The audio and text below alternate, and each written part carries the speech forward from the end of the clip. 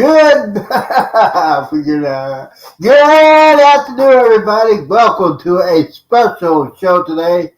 We're going to start doing this every Wednesday at this time. It's the Tech Show, and all of us content creators, we need to know our tech issues, especially if you're making videos on YouTube. You have problems on StreamYard or Nightbot. We're going to talk about all that. I'm Z. I'm the old man here. And the young man in here is not the tech guru. He's also a content creator and a cruise creator. He also a travel agent. But he is here. His name is the Mustard Drill. What's up, bro? What's up? Thanks for having me today. Well, absolutely. You know, I decided to say, hey, man, I got to do something different. And it relies on both channels. First and foremost, so we are content creators, if you want to know. We also are tech gurus. I am a student. He's probably a teacher of this, but we're both students of the game of tech. And it involves our channels as content creators. So we're trying to figure out new stuff to use to help us create our videos. Let me see what you got here. What do you got here to start off? What do you want to say when we start off? You got something?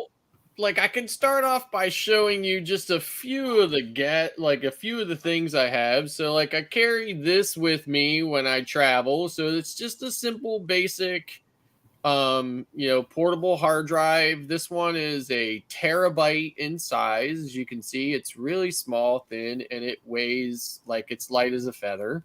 So, and it just has like a little cable that comes with it. So what I tend to do is to keep space free on my phone, because I do most of my vlogging from my phone. Now I have a couple of other cameras that I use, a GoPro and a Insta360 camera that I have. But to keep all of my, keep my phone pretty much empty from stuff, I'm constantly offloading it onto the computer. And so that my computer doesn't get, bogged down with a lot of storage, and for like backup and redundancy, God forbid my hard drive crash on my laptop or whatever, I move everything off onto this so that, I have two copies. So it's on my hard drive on my computer as well as on this. So I always have two copies. Then it makes it a little bit easier too when I get home, because I can just plug this into my computer at home and move everything off of this onto my storage at home so that I can, work on it later for editing and so forth. So, and then I have this new gadget here that I'm going to start traveling with. And what this is this is basically like a portable hard drive, but it creates its own wireless network. It also has a built-in battery that lasts up to 10 hours. So, and as you can see here, it's got 4 terabytes of storage. It's very small. I mean, this box is really small. So, the device is even smaller and thinner. It's very lightweight. And what it does is you can set your phone up or anything else up to automatically connect to it and offload anything new. So what it does is it takes a snapshot of what's on of what you've moved to it to a certain point. So from each device. So for instance, it would have a record of this device, and it would take a snapshot of the last files that device moved off onto that. And then when it comes into contact with it again, if it sees anything new, it grabs just what's new and moves it over to it automatically through the air. You don't have to push any buttons. It just automatically does it every time that the two of them are within range of each other. You can also plug it in. Like, you don't have to run it on the battery, but what's great is that, you could take it with you, stick it in your, backpack or something, and it would just constantly back your files up. No intervention needed from you. So it's a really great thing, for a content creator, because even if you forget to move the files off, in this case, you don't forget to do that. It just moves them all off for you. So it's a really great thing. I've had it for a while and I've just not gotten around to using it, but I'm definitely going to start using it now. So I'm excited to use it and see how it works. But it gets great reviews online. Everybody says it works really well, really flawlessly. They don't have a lot of issues with it. So, I'm glad to start. I'm looking forward to starting to use it. So. Yeah, absolutely. Because here's the thing: a lot of big content creators are making their videos and they put it on YouTube, but some people use their phones a lot, and their phones are not don't have a lot of space. So a lot of people are doing they're making their videos, they're editing their videos, and then they delete the videos. There is a way you can do that to save your videos. It's called a network attached storage. Basically, it is a bare bone PC. Doesn't have a lot of bells and whistles. Only thing it does is it has the operating system, it has the basic graphics card, and you can put as much RAM as possible on it. And the thing is, you can put as many terabyte hard drives in that system, and you can transfer all your videos that you're editing and put on YouTube to that device. That device will be running 24/7. It's not a lot of energy, and you can keep as much video as you can. That's why that's my next project, to build a network attached storage for all my movies, videos, YouTube, and stuff like that. And also, I'm building a combination gaming / home theater PC. Now, what that is, it also keeps my movies, home theater, and everything like that. But also I can use it for editing my videos. A couple of softwares that I have Adobe Plus. That's a good one. And there's a lot of free editing software you can find on the web. There's some paid ones, but I like Adobe. It's easy. You can make your own thumbnails. You can edit your videos like that, so forth and so on. But you want to have a dedicated, if you're really serious about being a real good content creator, you want to have a dedicated machine like that. So the dedicated machine also, it depends how fast your CPU is. I'm going to get AMD instead of Intel. AMD is basically for gaming and editing. It's fast enough that you could do all that stuff, and it's really not expensive as having another PC. And for a lot of people that like Nick Navin, I like his shows. He talks about his PC. He built his own PC. That thing is a beast. He said he had like 64 gigabytes of memory.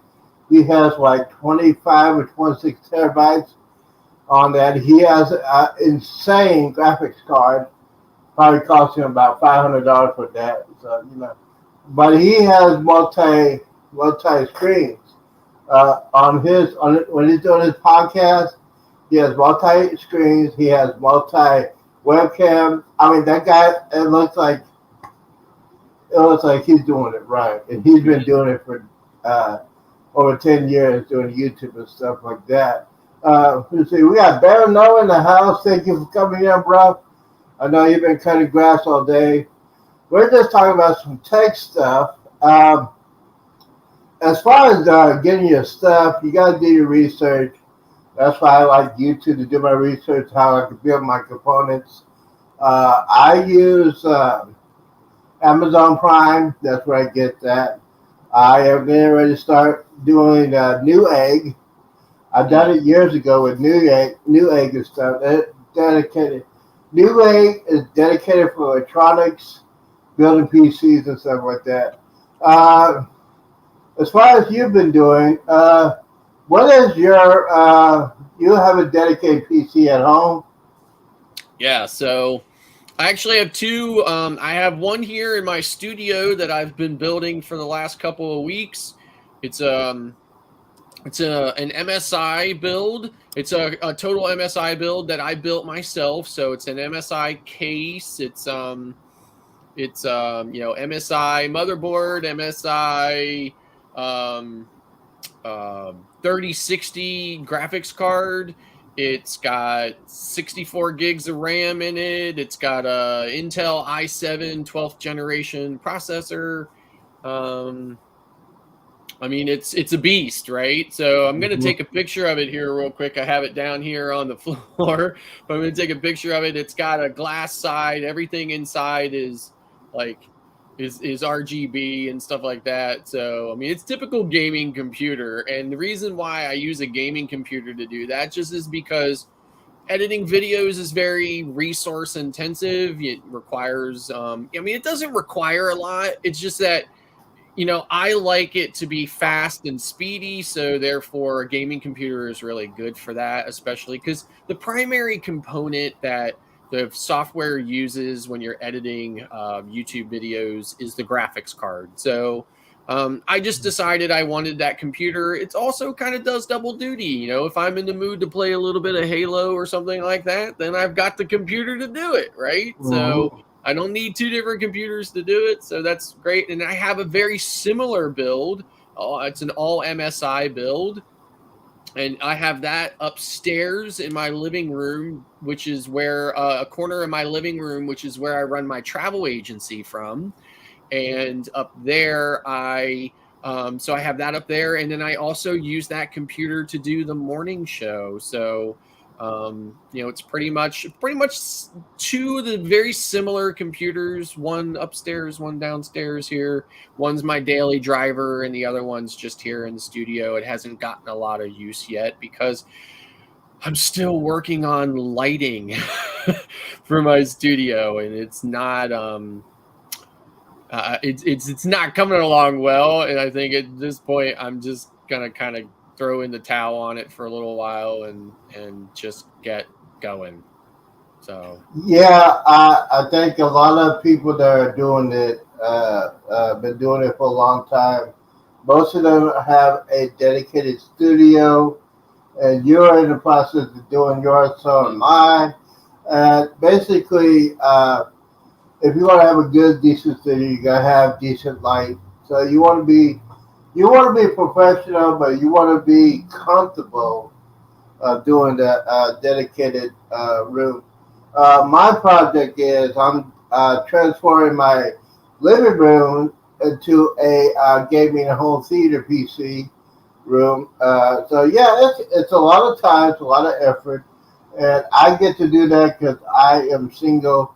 So I got put in a room. I usually don't use the living room that much. So it is a process. One of the things you got to be a content creator. You got to do your research. You got research on YouTube. That's why YouTube is there. It's a 24-hour classroom.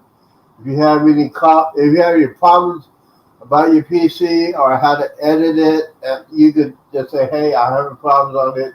You find it and say, "Hey, let me look at this guy's how he did his." So yeah, that's the process I'm going to do right now. In the future, are you going to have multiple cameras in your studio? yes. So like right now, this is basically what I'm seeing on my. So what you don't see here in front of me. So this is what this is what it looks like here a little bit. So I have two monitors here, and then I have two key lights that are right here. And I have them currently set at 3% power. So they're really dim, and so they're just barely lighting my face, but it's just enough here. And then here in the middle is the camera, which is a Sony ZVE10 with a 10 to 20 millimeter lens on it, connected to the PC through a USB capture card.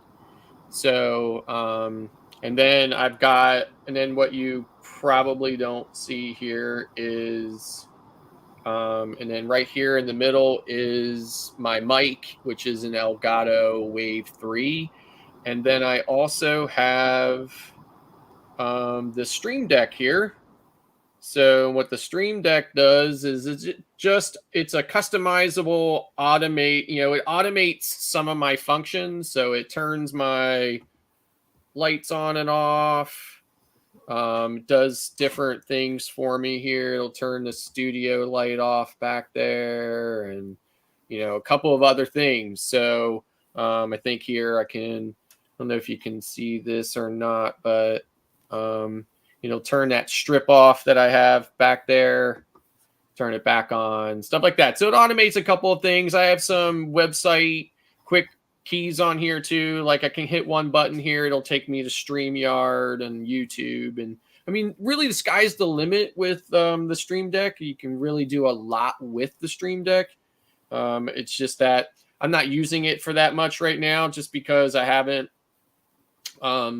really had time to play around with it and get it set up the way I want it. So this is what the PC looks like on the floor. That's the front of it there with all the RGBs. And then this is the inside of it. So, so what you can see there is, you see those tubes running. So those tubes go to a CPU liquid. So it's liquid cooled. Yes. So it doesn't have a fan on it that runs. It cools the CPU. It has there's a liquid cooling system in there that's connected to a radiator that just works exactly like a car does. It circulates a liquid and keeps the CPU cooler. And, it's just, I think it works and it's not as noisy as a fan. So, yeah, I built the system myself. It's based on my background in tech. It was pretty simple, not a big deal. I built it in probably about 3 hours. Oh man, see, I would have, when we were younger, they should have had like computer classes and stuff like that, but they didn't. Yeah. And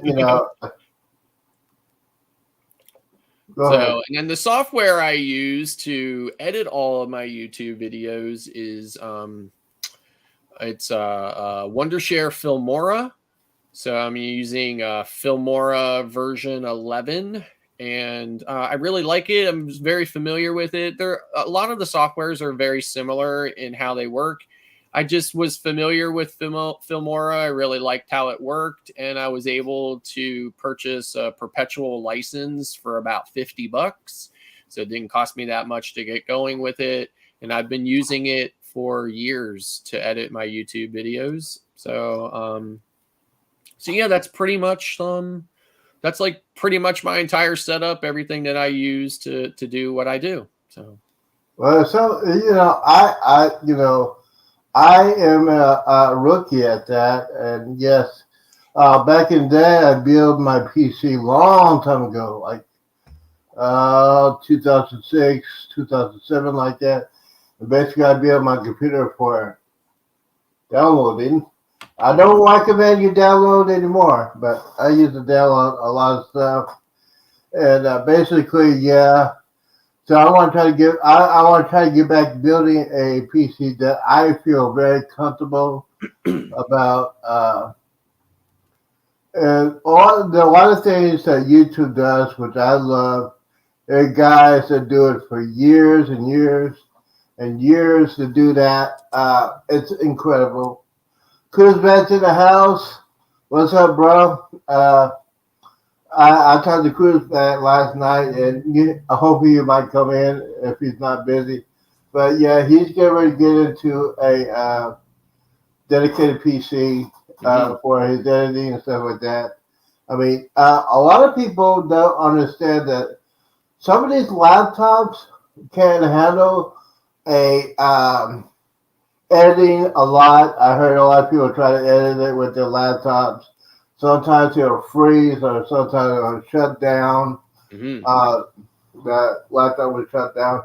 The thing is, I had that situation before. When I first doing the cruise channel. My laptop was so insufficient. It was always heating out. It'll drop the screen line. It'll almost basically shut down, and I didn't know why. Then I figured out I checked the specs on it. I said, man, this it sucked. Mhm. Basically, it sucked. So my advice for anybody that started doing that content creating, or you want to be getting into the editing software and editing your videos, get a PC. Um, I recommend to get a DDR4, at least 16 gigabytes of memory. That's a minimum. And you could go higher than that. There's one people that have 32 or 64 gigabytes of memory. Those things are just animal machines. And basically, you could do that. It'll help you a lot Mhm. when it comes to make you a better content creator and so far and so on. Oh, I got a question for you. Since you've been doing that, since we're talking about tech, um, what is your what is your status as physical media versus digital media? In what respect? Like, what do you mean, like specifically? I mean, as far as if you want to have like your movie collection, your music collection, and you want to have it so you can get access to that collection anywhere. I mean, there's some software you get.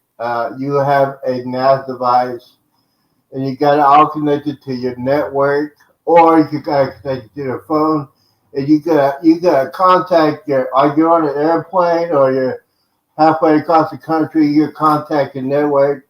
You can put all the stuff on that. Yeah, you know what I'm talking about. Okay, so a long time ago, I used to use my, I used to download everything the way everybody else ever did, and I used to, store lots of, files, MP3s, all kinds of other stuff all over the place. And after a while, I just decided that it was no longer really like I just didn't want to do it anymore. I didn't want the hassle to go through it. So I just stopped doing it and I got a Spotify account. So when it comes to that, when it comes to music, I just use Spotify. It's just simpler and easier for me. And I don't have to store all of my music for it anymore. When it comes to, video or media, I'm like anybody else. I have a bunch of, I think streaming accounts these days. I mean, streaming and high speed internet has really just come to the point where I don't think it's really necessary for you to have your own, like your own kind of physical media and stuff anymore. So I actually, I looked for somebody to give like all of my DVDs and everything to, and nobody wanted them, so I threw them away, believe it or not. So they're in a Oh, landfill now here somewhere. But um, so yeah, so and then I have my own Plex server that I use in concert with some of the streaming services that I subscribe to. And mhm. so um, when I feel like a movie is worth owning long term, because you Yeah. never know when the streaming services are going to take a movie off and and Hmm. replace, you can't watch it anymore. So if I think a movie is in, um, I think if a movie is worth it, I will download the digital copy of it and store it on my Plex server so I can watch it wherever I am. So my Plex server is accessible anywhere in or outside of my house as long as I have an internet connection. Yeah. Well, the thing I like about I use physical media because like you said, if you get if you do like a service like Netflix or something like that, and then take out the movie. I mean, no, I want to see the movie. I'm an old school guy. I like to see old movies. Hmm. I like to see the old movies that I have. Like as of right now, I have like 511 on my Kodi server. Hmm. I use Kodi.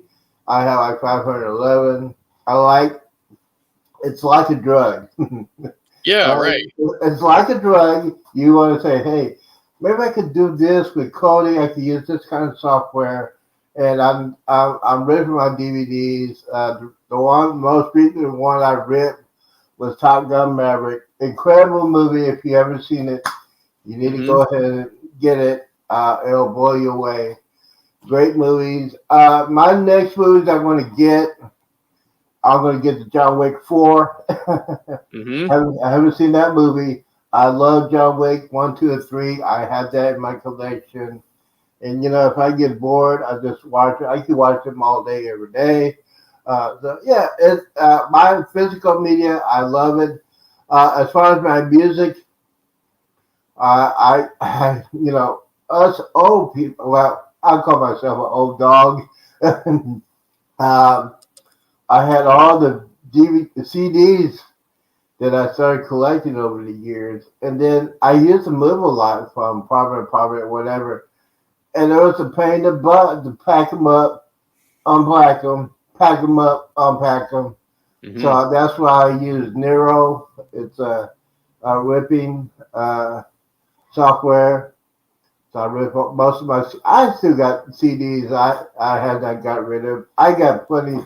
My music collection is just insane. I mean, I put it on it's like the one I got so far is probably about 25,000 tracks.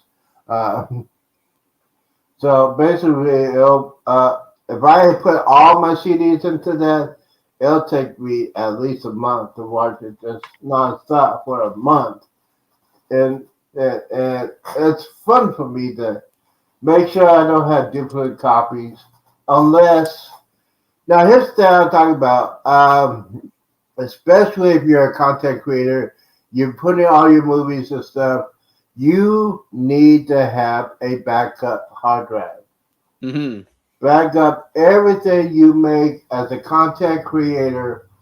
Back up all the videos you're editing. Back it up because hard drives fail.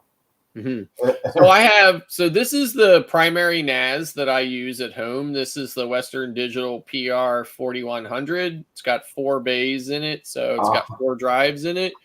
And I use it uses a RAID system, and there are multiple RAID systems. So the RAID system that I choose to use actually mirrors all the data on all 4 hard drives. So it's called RAID 0. So what RAID 0 does is it stripes the data across all 4 drives so that if one drive fails, I don't lose everything. So there are other types of RAID systems that will actually just kind of use all the drives as one great big drive. And then if data is stored in a specific area on one of the particular drives and it fails, then you lose it. So in this case, I don't lose it. So what would happen is I would get a little red light on there, and I would get an alert through the app that tells me that a drive failed. I would pop that drive out, put a new drive in, and the other 3 would rebuild all of the data onto the new drive and restore the RAID array, and everything would be backed up again. So I use 2 of those. I have one that is just my general kind of keep everything on. Then I have one that is dedicated specifically to my pictures and my videos. And then I have a third one that only has 2 drives in it, and it's a PR 2100, so it only has 2 drives in it, and it is my dedicated Plex server. So, and it currently holds about 6,000 movies. And man, 6,000. So it currently has about 6,000 movies on it, as well as probably about 50 TV series or so. So this is what the Plex interface looks like on your phone. So these are some of the movies that I currently have on my Plex server. So I'll scroll here. So, and again, this is like movies of my choice, right? So there's the new Shazam movie, and there's the new Avatar movie, and So these are some of the movies I have on there right now. Again, it's like movies that I feel like I want to own. So I have those on there. A lot of times I put them on there and I don't get to watch them for like a month or so because I'm just so busy with everything in my life. I don't have time to watch movies all the time. So, but I eventually get to them. And then what's cool about it too is I can sync some of those movies to to a tablet or whatever when I'm flying for a cruise or something like that and watch it on the plane. So, see, that's the real cool thing I want to have. I want to have that all my collection. If I could be across town or across country, and I don't want to use, I know I got to use Wi-Fi. It's just ridiculous. But I want to have that dedicated. I'm on my phone or on my tablet. Hey, I feel like listen to some music. I'll have my playlist ready to go and then play. Um, that's one of the things I don't understand Plex, but I'm trying to learn. That's why I'm still on Cody. Plex sounds to me is very, very complicated as far as reason, because Plex is, I think it's a two kind of software. It's one of them is open source, and then the Plex is a dedicated server. So what is the difference between the open source Plex and the dedicated Plex server? well, I mean, there's not as much difference as you think because Plex was at one point in time open source as well, and that's when I started using it when it was brand new. I was one of the early adopters of it, and so basically, it's very similar to Kodi. It was an open source home media, platform that was developed by a guy in California. He's still very much involved in the company. The company is a little bit more commercialized now, but not terribly. When I first of all, Plex is still free to use, so you can still create a free Plex account and download Plex and put it on anything. Put it on a computer, put it on a dedicated NAS server like I have, whatever you want. And still use it for your own, media consumption. You can fill it with your own media or point it to certain things and it'll go and grab stuff and bring it in. And what's great about Plex is it's just like the streaming services.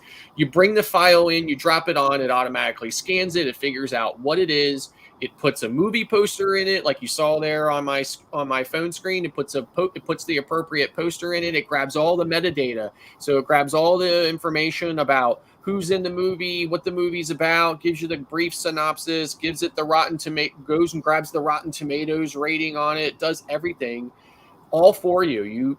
There's it gets it right about 98% of the time. And when it doesn't get it right, there's a button you click on the individual item in the Plex server, and the button's called Fix Mismatch, and it automatically rescans the file, and you can even tweak that further, but it works almost flawlessly. I love it because, like I said, it grabs you all the metadata. So if you're interested in it, even puts a trailer for the movie in there, so you can watch a trailer before you decide if you're just browsing it or whatever. So I really like it. Again, I was an early adopter on it, and when they decided they were taking it like out of beta and into full production, I was able to buy a lifetime license for $50 back then. I think the lifetime license now is 110, so it hasn't really, it has gone up, but it's still not terribly expensive. But it just really comes down to if you're the kind of person that has that much personal media. It's a preference. It's for me. The other thing I wanted to double back on to as well is, I've been sitting here talking about my whole setup, and in reality, I have a very elaborate setup, right?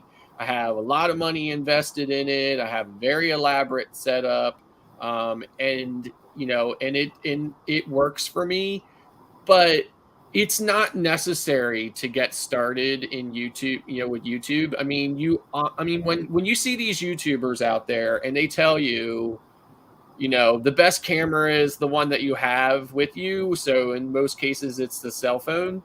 You literally only need a cell phone and maybe a computer to do your vlogging, to do your YouTube videos, and and that's really it. That's all you really need. You don't need this big elaborate setup. Like I said, I have it not because it does a lot of double duty for me. Mm-hmm. It's my everyday computer, and and if I want a game, and I have that. So and it was just a preference thing for me, but it is absolutely positively not necessary. You literally only need the most basic of everything in order to do YouTube and to do it effectively. There are Yeah. still many, many successful YouTubers out there that don't have any of this and are doing quite well. So I just wanted to make sure that I, kind of touched on that you do not need any of this. It's just what I have for me. It's what works for me. And I can tell you with all of this equipment, it does not make my videos any more or less interesting. It's really just about the content. Yeah. So that Especially. content can be exactly what it needs to be with just a phone and an old busted laptop. Yeah. That's how I started. I started YouTube. My first channel, it was a cell phone and a old old Windows 7, a old Windows 7 PC, and I started with that. It didn't have no good graphics card. I started with that one, and that channel's going good. It's the Z Show, and I started with that one. It's still running to this day. And then I wanted to improve myself. That's why I always say, if you want to learn how to do something on YouTube, just type in what you want to learn. There's somebody out there that can show you how to do it. Mhm. Especially if you need research if you want to build a PC or if you want to get better doing your editing and software, if you want to learn how to present yourself, especially if you're doing a stream, all thing like that. I like it. Uh, the thing is, some of this stuff is not cheap. It's a little expensive, but I Yeah. say, hey, I'd rather do that and spend money on something I'll get in trouble at. Yeah, I done that years ago. Years ago, I didn't even think about that. I should have thought about that a long time ago. I would have had more fun at school. I would have learned more. But this right here, and I tell everybody, this is my it's a combination job, school, and therapy at the same time because it keeps you busy. Mhm. It keeps you busy a lot. Yeah. That's why I have 3 channels. That keeps me busy, but it's fun. It's easy. You don't get those side effects. Sometimes you do, but sometimes you don't. Mhm. Let's see here. So, what is your future plans for your studio? And the question I want to ask you: when are you going to start doing a live stream, bro? Um, I mean, I really want to start doing the live. I mean, I probably should have already started it, but I'm a little OCD about stuff, so I've really gotten hung up on getting the lighting here right. And I decided last week that I'm gonna, I mean, I can't tell you how much lighting I've played around with. Again, you can't really see it too well down here, but like I have this real thing problem here, but you can see it like down here with the strips. I have another strip over here, and I have a strip over on this side, and I have a light behind me, and I have all this other stuff. And I've been trying to like deal with shadows and everything else, and it's ridiculous. I realize, you know what? It's ridiculous. I'm not going to waste any more time on it. I'm going to play around with it, but I'm not going to try to get it completely right and perfect before I start going live. So I'm not going to go live this week, but probably I hope to start next week. So I guess that's the easiest way to answer it, and we'll just go from there as far as getting the lighting going. But the other thing too is I'm I've been playing around with the key lighting here and stuff too, because I don't want to get it too bad. Now, when I first got into your live stream here, I had my key lighting at the minimum here, which is 3%, right? And then I upped it here to 5%, which, looks pretty okay. You can definitely tell it's a little bit brighter, but like this is 100%. You know what I mean? And it's like, it's basically washed my entire face out, right? Yeah. And then that's the temperature on it too. Then the temperature is 48,000 kelvins. I could go all the way to 8,000 kelvins or all the way down to 1,000. And you're probably asking me what's all that about. And I understand it all in my mind and what it all means. It's like a whiter light versus a softer, more yellow light. I just don't understand it enough to explain it to people. But in reality, I will probably end up with lighting probably somewhere here. This is at 25% here. I feel like it's a little bit still washed out. That's 20%. Might end up being around there or whatever. I still look a little washed out, but not terribly so. But in any event, I'm just a little bit OCD about stuff like that. So I've been, spending too much time on it. So probably next week I'm gonna start my live stream. So if I stop worrying about the lights, then I have time to start coming up with some content topics, and what to talk about, during my live stream. So it's probably what I'll do this week, the rest of this week and this weekend, and and hopefully go live in the middle of next week. Well, that sounds like a plan. It's a lot of people tell me when I first started doing it, said, you know what, you need to be yourself. You cannot be a robot. You cannot do a script or anything. I'll do some research with the news and everything, but you just can't. You can't be the same thing, because if you be the same thing over and over again, it gets boring. I'm just saying, it gets boring. You get boring, and then you lose interest in what you're doing, and that's when you fall out. You used to do it like every other day, and then you get so burned out. You'll probably do like 2 or 3 videos a month, and then Right. by that time you won't be doing YouTube at all. So that's but yeah, I have 3 channels. It keeps me busy. This new project, the gaming channel, the Home Theater channel, is my substitute baby. And like I said, it's a lot of work. It's a lot of high school work. It's like college work, and you have 2 jobs at the same time. So it's constantly keeping me busy. And one of my friends I talked to last night, he said, "Hey man, when are you gonna finish with your gaming home theater?" I said, "It's gonna take some time, bro. It's just gonna take some time." For those of you that want to know about that, as of right now, the PC I have out there, it's Windows 7. So I talked to one of my friends. He said, "Hey, I might have a copy of Windows 10." So I'm waiting on that.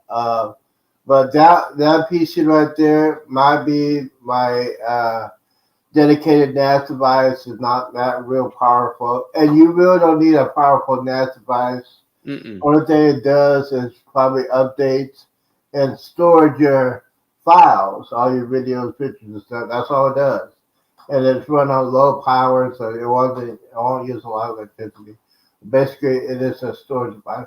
Now, your terabyte hard drives, are they Western Digital Red, or is some other? Yeah, so the hard drives I use in my NASs are Western Digital Reds and Seagate Wolves, which Seagate Wolf is the equivalent of a red drive, a Western Digital Red drive. So those drives are just they're made to work specifically. You can put any hard drive you want in a NAS, but those are made more for specifically for a NAS or for mass storage. So they're just a little bit more robust, a little bit beefier, and they tend to have some better components in it. That doesn't mean that they don't fail. I mean, certainly they fail. I've had plenty of them fail on me, but they are a little bit more, the quality of them is a little bit better. But you can use any hard drive. I have other standard hard drives that I've used. Inside this is not a red drive, and it's lasted a long time. Like this drive here, this is not a solid state drive. This, in all reality, there's probably like a small laptop. This doesn't spin or whatever, but it's kind of like it's like kind of like a big SSD. So it doesn't have any spinning parts in it or whatever, but and surely it could fail as well, but it hasn't. It's lasted quite a long time. But yeah, so that's, I mean, again, like you don't need all of this elaborate setup. I just have it because that's just the kind of person I am, right? So some of this stuff I had already myself. Like for instance, I had the mic already, I had the camera already, I had these monitors already. I built the computer myself for what I felt like was very economical. For under $1,000, I built the computer for me.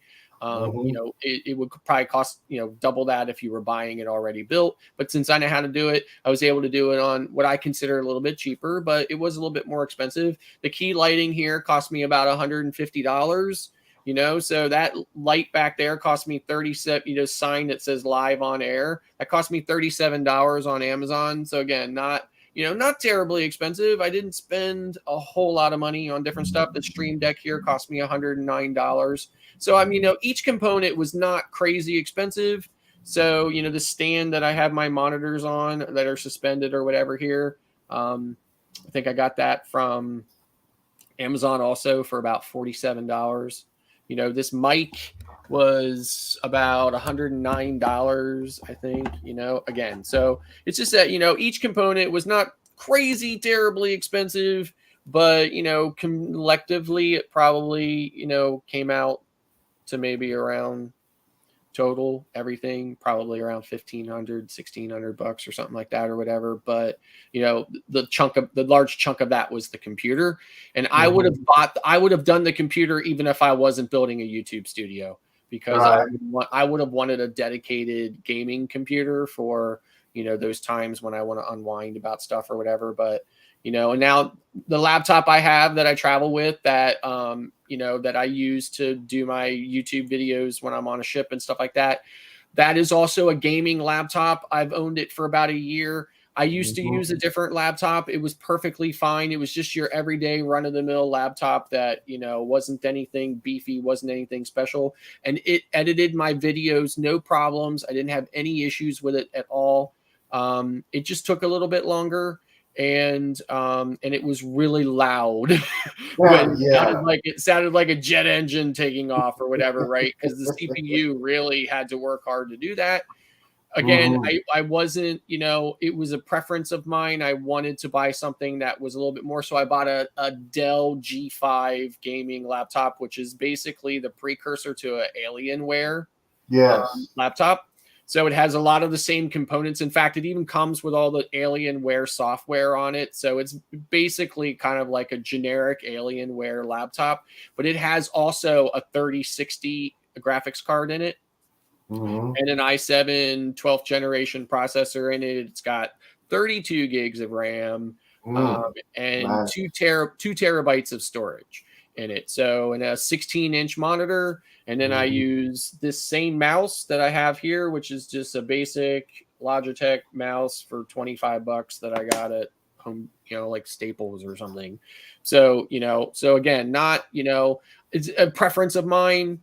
Not necessary in any way, shape, or form. And in fact, that laptop is so heavy that sometimes I think about going back to the older one that I had that was light as a feather, just to lighten the load a little bit when I'm traveling, because that backpack feels pretty heavy sometimes, especially when I'm traipsing through the airports.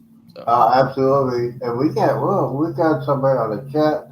Jennifer, Embarkation Nation, I have enjoyed hearing from your setup, because we are always wondered if we are doing it right. Now, Jennifer, it depends. You got to be, especially, you got to be under budget. You cannot just go crazy and buy something that you're not very comfortable with. It all depends what you're going to do as far as being a content creator. Um, like most of the, I learned over the months, over the year, just about a year, I was dependent on that laptop. That laptop was, oh, you thought I had gray hair. That laptop, I would just wish it won't die when I'm doing a live broadcast. And then finally, I talked to Jeremy. They said, "Hey, why don't you just try your PC and see what's going on with that?" And I have my old mom's old PC. It works perfect. It's DDR4, 16 gauge. But yeah, it depends how you're comfortable with your equipment. I mean, if you're gonna buy something new, you gotta know what you wanted to do, and you gotta know your components. What kind of components? Like Scott said, he built his own PC. He knows what components are in his PC. So if anything goes wrong, he knows what's going on. He can fix it. And yeah, but it's absolutely not necessary. yeah, None of this elaborate setup that I have is not. It's not necessary by any stretch. It really is not. I just, and if I think about it, right, I think if you're not gonna, if you're going to invest in anything for your YouTube streaming or for your, for live streams or anything like that, because obviously this is not true when you're out and about, but it can be true as well. I think the absolute best thing to invest in, say for live streams at home, is a mic, right? Like invest in a mic. I mean, most people's laptop mics are fine. I never heard anybody sound where I thought that the sound was terrible or that, I couldn't watch because their sound was terrible. But you will also be surprised at just a little bit how much better you sound a little bit, when you have just a little bit of a better mic. right. So I definitely, if there was one thing I'd say that, if you're going to be doing streaming over the long haul or whatever, if you're going to continue to use the camera that's built into your laptop or whatever, which is fine because StreamYard doesn't let you do better than 720 anyway. So, so it doesn't matter, but maybe invest in a microphone, about, maybe, around $100 or so for a microphone and, or less. And, and just do that. And then, and just kind of go from there. It is absolutely positively not necessary to have any of this. It's just what I have, and it's just part of who I am. It's what I choose. But like I said, it certainly doesn't, make or break your channel. The best thing is the content, and none of this helps me produce necessarily better content. My content is not more interesting simply because I have a separate mic and a separate camera and because I have lighting and things like that. I mean, it can improve it, it can alter the quality of that, but it's not because of that. So it just helps to enhance certain things, but that's all I really wanted to say about it. It's not necessary. It's absolutely not necessary at all. It's just what I have chosen to do, and that's it. So Yeah, like you said, when I did mine when I started off with the cruise channel, it was hectic. Yeah, I figured out it wasn't my internet, it was my laptop that was messing up, and I told Steve this, Scott this, when I was doing the live broadcast, you could feel it, you could feel underneath, it was just hot. And sometimes it would shut down. Sometimes StreamYard would shut down. And for months, I thought it was my internet. So I had the guys come in many, many times, come and say, "Your internet's fine. It's your laptop." And I was just picklehead. I had that hard head right here, and I said, "No, it can't be." I just got the laptop about 3 years ago before I went on my cruise. But I realized I bought me a cheap laptop. Other than that, and then I switch over to a desktop PC, and it's incredible what it's doing. you can hear my AC, but you can't hear this thing move. It plays perfectly. I Mhm. do my movies all the time, and yeah, and it's not as heavy as I thought it would be. So yeah, my thing is I am going to get me a dedicated gaming slash home theater PC because that's like I said, before I got seriously doing with YouTube, I didn't even think about buying new stuff. All I think was the bottle. That's what I was always thinking about. The Mhm. bottle. The bottle was it was my drug of choice. But it was then when I started doing that, started drinking. I said, "Hey, I need another hobby. I need another hobby quickly." So that's what Right. I was thinking about. You know what? You should start doing a gaming channel and improve your YouTube and your channel in StreamYard. And that's why I got used to that StreamYard. Let me see here. Yeah, I mean, when I started my YouTube channel, I literally purchased. Now, I probably should have brought that stuff down here with me, but I didn't. But like I said, I still use my cell phone. My cell phone is still my primary camera for vlogging. Whenever I'm like not home, and all I literally have is like a $25. I call it a rig, but basically it's a retractable tripod that I use as a handle, and then it clips onto my phone here, and then I have a mic on the top of it that I total the whole thing with the mic and everything. I spent about Uh 40 oh. bucks or so on Look that. out. So, Okay, looks like we got a special guest coming in the house. okay. I just saw her. Hello, it's the special guest of the day. Hey guys. Hi. Good How are you? afternoon. How you doing? Hey, I'm good. I was cleaning the bathtub, listening to y'all's chat, and then I was like, you know what? Like I'm writing a book here. I'll just jump on real quick. So, uh, Well, but no, I really like hearing what y'all are saying because we have a I guess a couple-year old gaming laptop that Andrew bought a couple years ago, Hmm. and I told him I'm like, we bought little pieces at a time, but we weren't sure if we were going to stick with YouTube because, Yeah. just if anybody who started their channel knows there's frustrating moments, right? And you're like, any day you could just be like, I could walk away. And I didn't want to invest a lot of money when we're already buying expensive cruises, right? Yeah. So, yeah, but I definitely love your feedback and thoughts on that. I'm going to definitely have Andrew come back and rewatch this when he gets home from work. Yeah, again, like I said, I still use my cell phone with like I said, with this rig that I put it in that has like I spent about $45 on that. Okay, it's a standard mic. The only thing that I have been running into with that is that because the mic is a little bit cheaper, and because I have this Android phone, I have to have this adapter for USB-C to headphone jack, right? And I'm having problems with that where I've done like a whole segment, like a whole video from somewhere, like say in Cosmo or something. And when I got back to the ship and got on board, of course I can't go back and redo it at that point. And the audio is totally screwed, right? So I'm like, so I did invest in a um a wireless mic system, right? But again, like I didn't do any of that stuff till kind of like right around now. And I've been doing YouTube since, the restart. Well, before the restart, but like I didn't get to vlog about cruising, obviously. I actually started my channel right before the shutdown.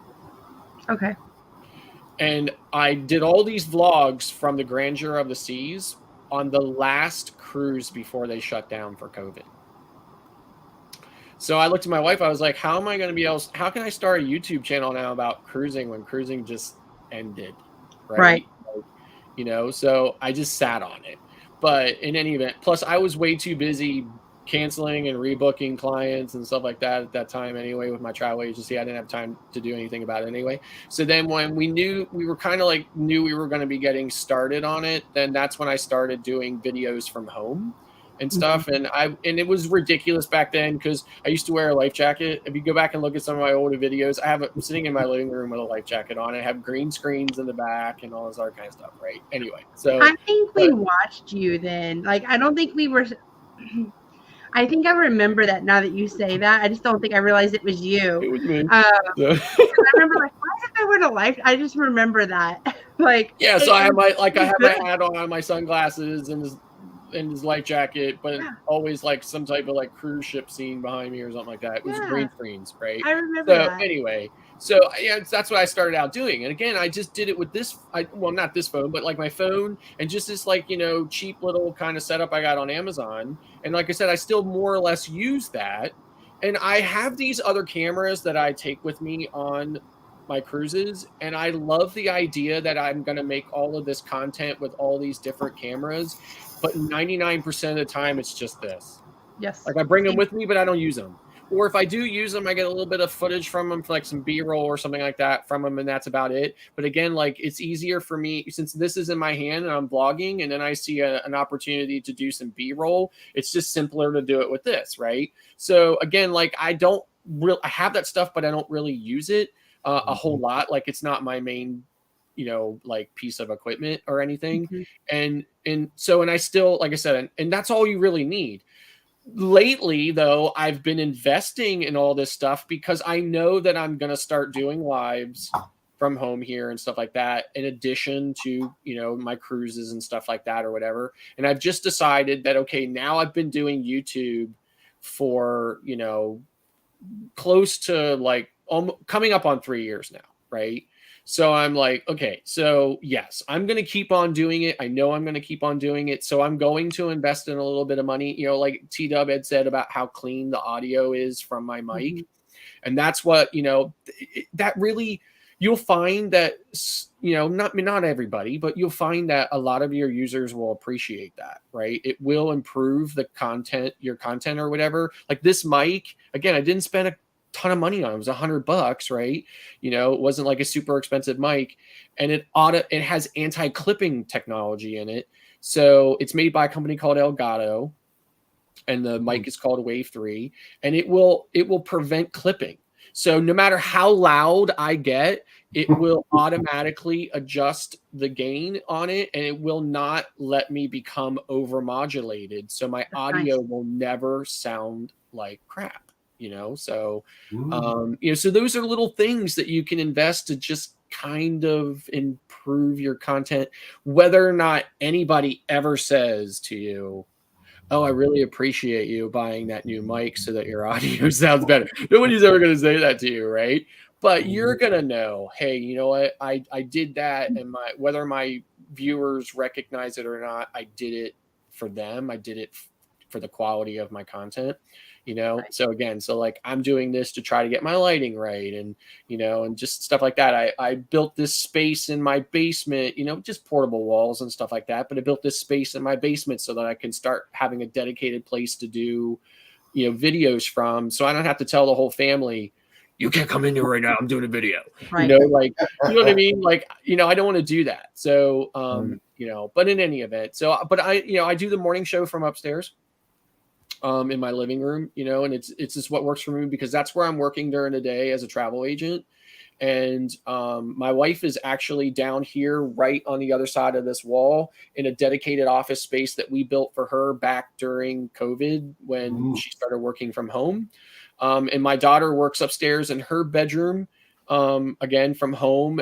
She works for the MS Society, the National Multiple Sclerosis Society. So she works from them and she travels all over the country doing events and fundraising and stuff like that too. So when she's not home, or whatever. So that space works for me great during the day.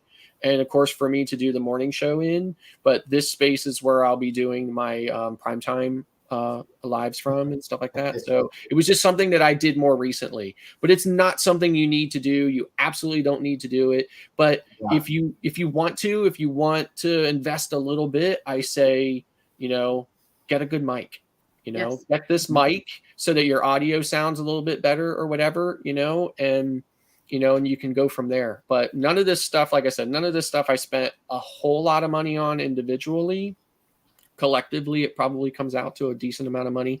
But at the same time, I have made thousands and thousands and thousands of dollars in ad revenue from my YouTube channel from the time that it started. So I can kind of justify putting that money back into my YouTube process. But the space is getting more crowded, admittedly, and I don't know if you've heard me say this on any of their lives, but a large part of my early success was the fact that cruising was shut down. It had just restarted, and I was one of the few people going on cruises. Right. So not only was there not a lot of content out there, but then the people were desperate for content because everybody wanted to know what is cruising going to be like now that, because, we still have to wear masks and vaccines and all kinds of other stuff. So I got a lot of traffic and I got a lot of people coming. And then, in the time since then, it's exploded. A lot of channels, like you guys are a channel now, and Z's a channel, and Sherry's a channel, and Cheryl and Jeremy is a channel, and so there's a lot more. The space is more crowded, so there's less views to go around, for everybody, kind of, sort of, if you want to look at it from that respect. But in any event, so and I have not produced a video in almost 2 months. Oh wow! Right. So that, again, I'm not going to go into why, but that, again, has really severely hurt my views and my channel. So it's another reason why I decided that I was going to do lives. So. And that's what's helped us is we've had a lot of videos lately where we had gaps before with no videos and we just were stagnant. Oh, listen, the YouTube viewers are the most fickle people on the planet. Okay, they will forget about you in a New York minute. Oh, absolutely. So if you are not constantly producing content, they will just be like, and here's the other side of that. Like, I get messages from my viewers that say, I see you've been doing a lot of live streams. Great for you. I'm not going to watch them. That's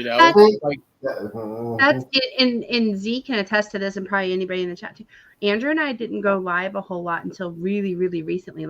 Eddie and Z were begging us. We're like, we're busy. Like, we have a toddler that's screaming, so timing but I've been joining Sherry more, but we rarely, just me and Andrew, go live. It's because we feel like with us, it's like, what are we going to cover that nobody else has covered? Like, we're not on the newest ship. I can tell you about the Carnival Dream for the 19th time, Did you hear me say that one time? I was like, I did hear you say Jennifer that. She's Jennifer from the Carnival Dream. Yeah. I laughed so hard. I was like, that's true. I did want to say hi to Shanster and Cruise Vet and Bama. Yeah. I saw them in the chat, and I don't think I said hello, but miss y'all. Yeah.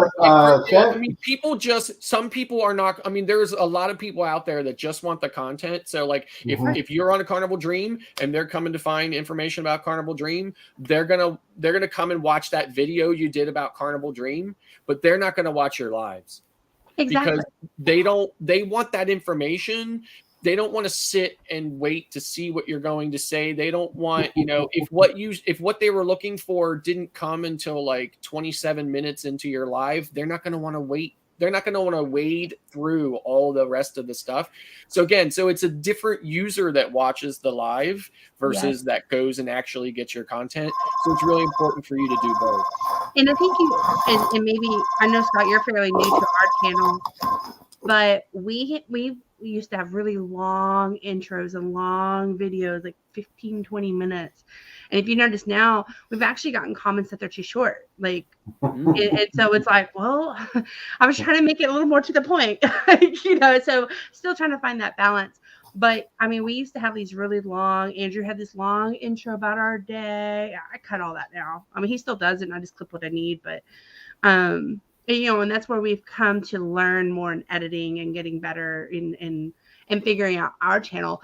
And we have a subscriber so we hid ducks on the Carnival Dream, and I hit 100 ducks, and we did see success from that. And I have one subscriber who's very, very sweet to us, and she's always like, he or she's like, when's the next video? I'm waiting for the next video, because they, and I found myself doing that. I go look at the cruise I was on, and I'm like, am I there? Oh, I remember that moment. Like, you're reliving that trip. So I'm like, I'm sorry, I'm trying to edit faster.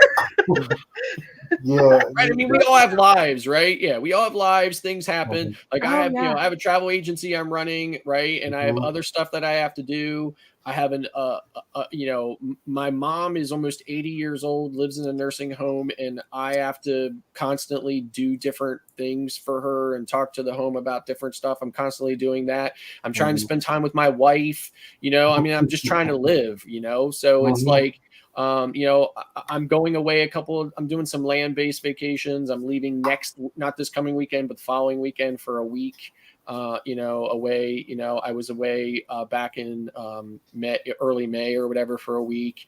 And, and it's got different stuff coming in. I got Carnival Venezia coming up in September. And, so it's like, I mean, I'm trying to live my life too. So I don't have time to edit either. In fact, I've been sitting down. I have this video from the Cocoa Beach Club on Coco Cay, and I'm trying to find time to edit it so I can get it out there. So, but yeah. So I mean, I completely agree. So yeah, like you said, I got dedicated subscribers, because every time they say, "See, where's prime time?" I say, "Okay, prime time is coming back up." And then when I was doing the other morning show, I was too tired to do prime time, and that suffered. I looked at that and I said, "Wait a minute." I looked at the algorithm and I said, "Hey, it's going down." So I said, "Okay, let me go ahead and return to prime time." It's going back up. I'm getting close. I think I'm at 921. I'm getting very, very close to hit that 1,000 threshold. But the hours, I'm working on that. But yeah, the thing is, as far as me is concerned, that's why I'm making a dedicated room instead of my living room, because I'm not in there that much. And that's the next project, because I'll tell you, this year has been a very strange year. But YouTube has always been and always will be a super long, super hard grind. Okay. Yeah. You see some channels that literally exploded overnight, and they're just, continuing to go. Like who Jay from Ship Life is?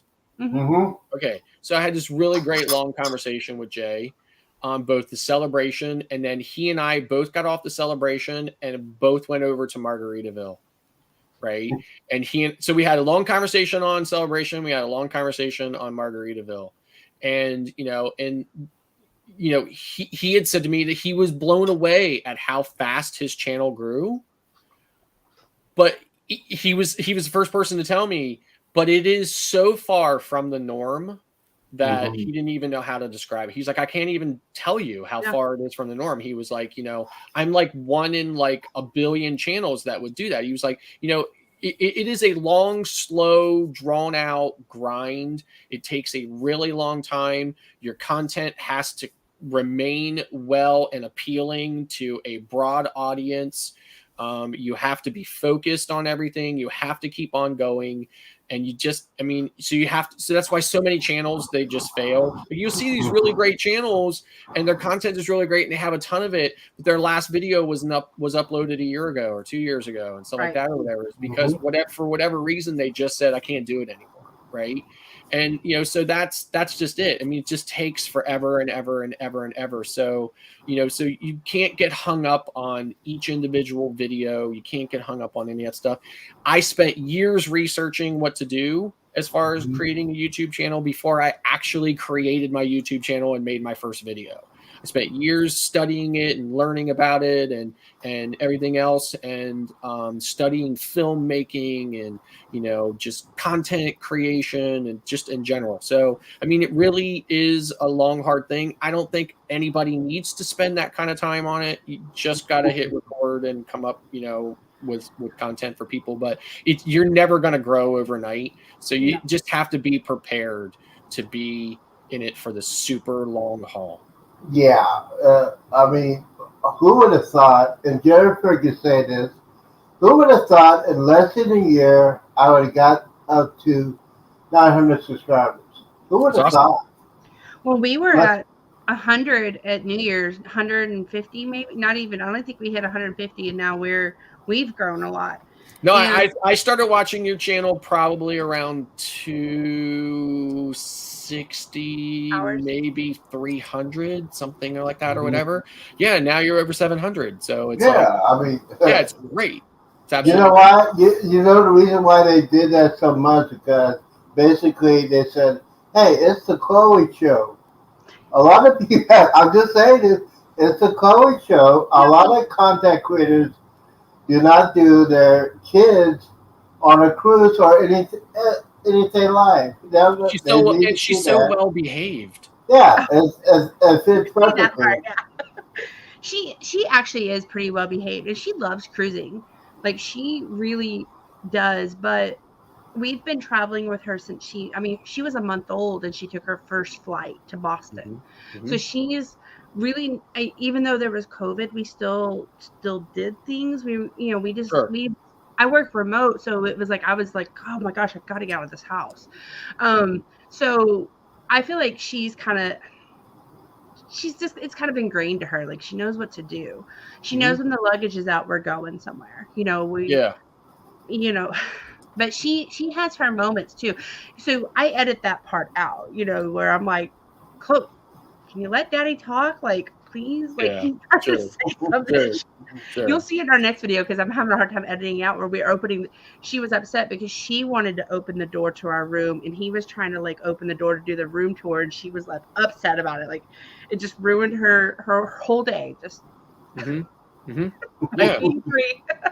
So Yeah. for me, my kids are all grown now, right? They're grown. They're done with college. They have really great careers. My daughter has a really great job. My son just got his first job with it's actually, we were talking about today. He's actually been there for more than a year now. He works for the Pennsylvania House of Representatives.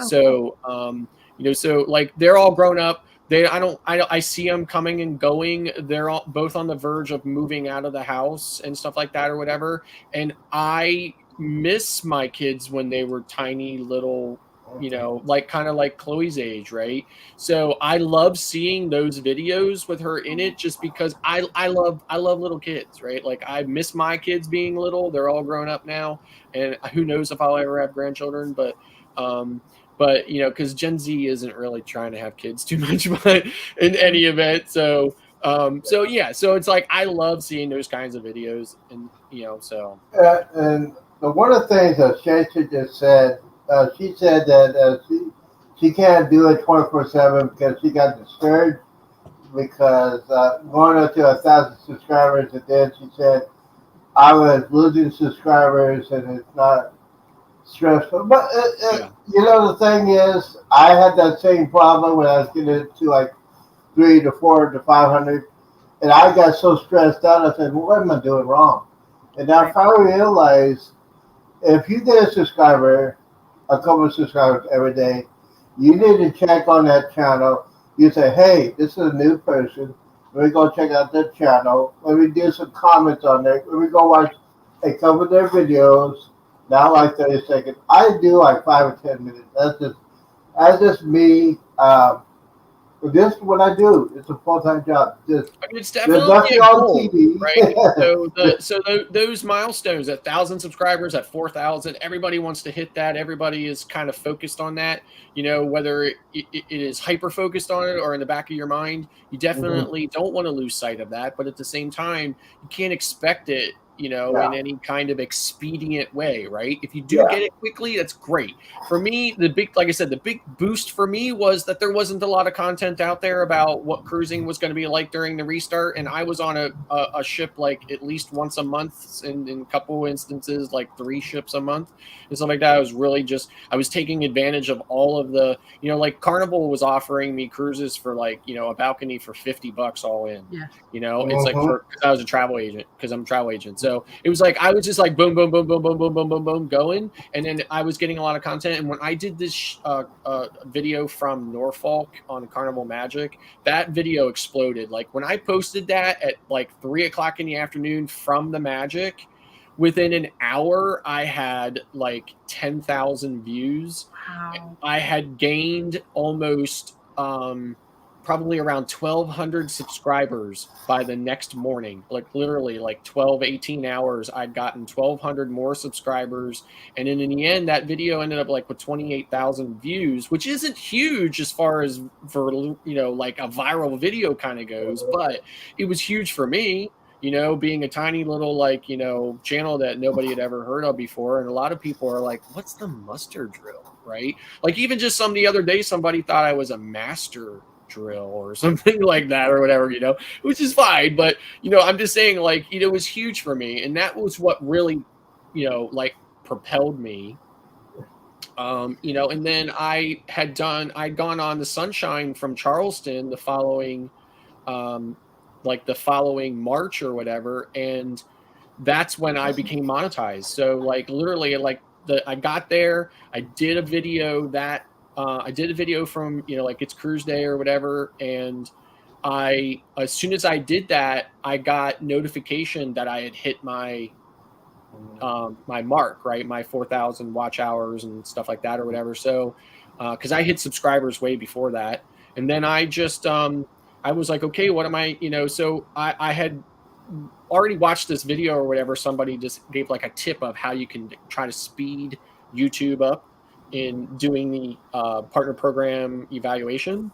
So I literally just went in, did a screenshot of my my main page, and I went into feedback, and I just tapped a little message that said, I'm including a screenshot that shows that I've reached the minimum requirements for YouTube Partner Program. Is there anything that I can do to help YouTube evaluate my channel? Thank you. Have a great day. And submitted it.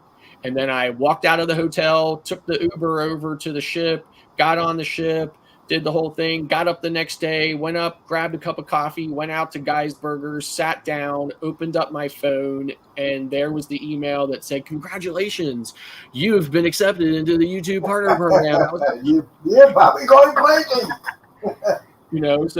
So, and then the very next day, which was our first port day, I had already made $35 in AdSense revenue. Woohoo! 1 day of being in the YouTube Partner Program, and I had made $35. Again, obviously, it's not a lot of money, but I was like, $35, holy crap, right? So I was, And that's kind of us. We don't expect, we're not going to be the next Tim Tracker, okay, with 6 figures, but it'd be nice just to pay for an excursion or, Sure. something. Yeah. Yeah. It's something we love. We started our channel because Andrew's mom, it was COVID and she couldn't see Chloe. We were going to these things locally, but she was in Massachusetts and coming to Texas. And, at that time it was we would become a hot spot. And then once we would calm down, they were a hot spot. It was just, with work and all these rules and regulations, it was a little difficult then. So that's kind of why we did it. And then we went to Disney and all these things. And it's kind of how we evolved. But I'm the watch hours are what, we never thought we would even have 200 subscribers. I remember I took Andrew to dinner. We hit 200 subscribers, I think right before the Vista or something. I took him to dinner. I'm like, we're going to celebrate. Because I remember when I thought we wouldn't have 5. And, and I will admit, we go to some of these channels and it's like, hey, drop your link and we'll share, we've done that. I think all channels when they're starting out, it's like, just be my friend, please watch a video, maybe you'll like us, and so I'll admit that. But I think that as a channel, we've learned so much in the year and being around other YouTubers and like Shanster. I love how her videos are different. Shanster, I'm going to kind of call you out. She's so wild, not in a wild, party girl wild. You just never know where she's going to pop up or go. She's you know, and it's like I love following her channel because I love her adventures. It's either cooking, it's about, you know, she's just fun. It's almost contagious fun, you know, and then so I feel like that's why you watch a channel as like be my friend, but then they grow on you and you become friends. Right. Like Sherry Absolutely. and Spencer, I love to chat with, you know, like Right. daily. Right. So So I've learned a lot. I've learned a lot about the inside workings about like how the algorithm works and stuff. Okay. So, and that's the kind of the tricky part. And that whole thing has evolved over the years. And it's unfortunate, but not for the better. Right. right. So, and policies have evolved and were just recently updated. I don't know if you probably didn't have to do this, but I had to basically, anyone who was monetized at the first of the year 2023, we all had to re-accept the new terms for monetization, or our channels would be demonetized. Oh, okay.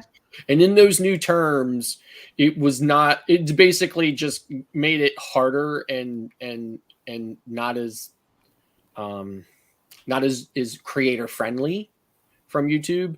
It's unfortunate that is, but like, so what I really learned about the algorithm is likes are so super important, because if the algorithm is kind of like hyper vigilant on likes, so when your video goes out there, the algorithm kind of gives you the benefit of the doubt every time, and it says, okay, here comes Embarkation Nation's latest video. We already know they're a cruise channel, right? And we already know who all the cruise viewers are, so we're going to serve their video up. Right. And then we're going to sit and we're going to wait, but we're not going to wait long. We're going to wait about an hour, maybe 2 hours.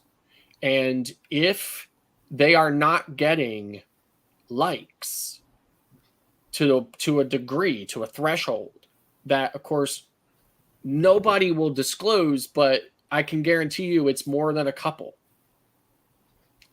Yeah. Then for the next rotation, which would be like another hour and another 2 hours and the next day and so forth, the algorithm is going to say, people aren't liking this video, right? Now, the old algorithm used to say, well, hold on there. Give it some time, you know? Let people have the opportunity to get home from work and to settle down and say, okay, it's time for me to see what's going on here. But the new algorithm is like, oh, that video has been out for 5 minutes and it did not get, like 100 likes. I'm not going to keep serving it to people. People don't like it. Right. That's unfortunate from a creator standpoint, because then you don't get that traction, because then the algorithm is not serving your video up as much as it should be to suggested videos for all the other people that it knows likes cruise videos or likes the kind of content you create.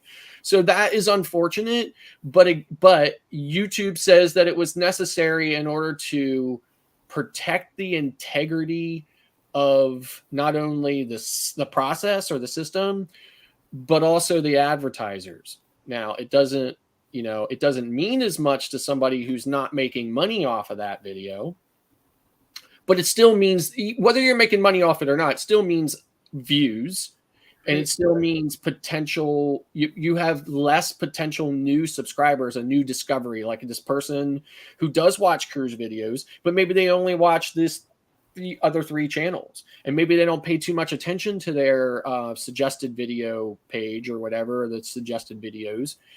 So then therefore they didn't see you. And then one day they see you, but they're not going to see you if the algorithm isn't sticking you up there to be seen. Right. So unfortunately, that is kind of like the downside of it, is that if you are not, so that's why likes are so important, because that tells the algorithm, I showed this video to, like, say 100 people that I know likes cruise videos, and a decent percentage of them said, I like that.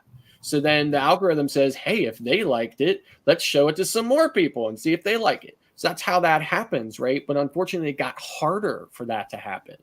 And so it kind of in my opinion, I always say it kind of increases the incline on the hill. right? So it makes it that much harder for us to get there, makes that grind longer and harder, but we will get there. We will all get there at some point, you know, like, so the thing I see is like my videos, like I get my faithful people who watch my videos. I was having this conversation with Tony from La Lita Loca. He and I were on Celebration. We were having, we were in the casino and we were having a drink and we were just talking about stuff. Right.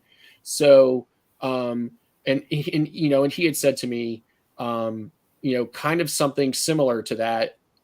It kind of like builds on what like I was saying. He was like, you know, you're going to have these niche viewer groups, right? So you're going to have your faithful viewers who will watch your video just because you put it out. Mm-hmm. And I made a joke to him and I was like, right. I told him, I was like, I challenge you. I was like, I know you won't do it, but I challenge you.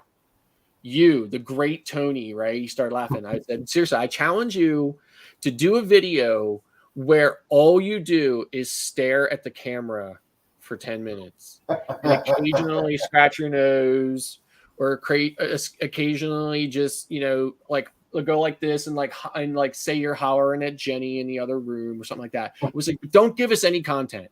Don't tell us about this or that or anything else. Just do it. I said, and I challenge you to tell me that you will not have 32,000 views 18 hours later. Right. Because it's you. And you have a large percentage of people who watch your videos because you watch them. And he was actually telling me, like, he was the one started off telling me that. And I gave him that example and he laughed about it. But, you know, but then he expanded on it. He was like, then you're going to have the people who are watching your video because you're like dissing or you're like, you know, crapping on a cruise line or you're, you know, talking about some controversy or, you know, you're showing something that happened on a cruise ship that was negative or something like that. And they want to see that. Right. So then you're going to get those viewers as well as your faithful. You're always going to have your faithful viewers no matter what you do. So you're going to have them viewers, but then you're not going to get other viewers who are like, oh, I love that. And I can't believe you're doing that. I can't believe you're saying those terrible things about, like, I had some woman come in and call me a cruise snob. She was like, I can't believe you're saying all these terrible things about the Port of Baltimore and the Carnival Pride. And you must be a cruise snob and I'm never going to watch your channel again or whatever. And I was like, oh, wait, no. I love the Carnival Pride. I was like, I'm going to put like a pride flag on and I'm going to run around in my room. And I'm like, I love the Carnival flag. You know, I'm like, I know. And she was like, no, she just kept coming back at me about it because I was like, but I'm trying to tell you the truth of what happened on there. But she was like so mad at me. And then 2 or 3 other people were like, oh no, I agree with her. You know, it was terrible that you said those terrible things to, you know, about this or whatever. So you're going to have those people. So, but in any event, you know, you just have to keep on going, right? You just have to keep on going. Like, I still get the haters about the sunglasses, you know, somebody just hated on me about sunglasses the other day. You know, it is what it is. I mean, I'm over it. I just ignore those people. I don't say anything to them about anything, but yeah, we're all going to get there. We're all going to, you know, it's just going to be a slow, long grind. If you see it as that, I say it as that because I don't have any other way, but I can tell you for me, doing YouTube videos is not a grind. No, it's not an effort. It's not a labor. I love it. I enjoy it. You know, and whether I'm on a ship or not, I'm having a good time doing it. I'm enjoying bringing my perspective and my take on this, that, or whatever else, you know, like, Eddie had called me the professor the other night or something like that or whatever, because I mean, I have so much I've been cruising for about 20 years, you know, wow. And I just have so much knowledge and I've seen so many things over the years and stuff like that. Plus I've been a travel agent for almost 10 years that specializes in cruising. Right. So, you know, that my primary sales are about 70% cruising and about 25% all-inclusive resorts.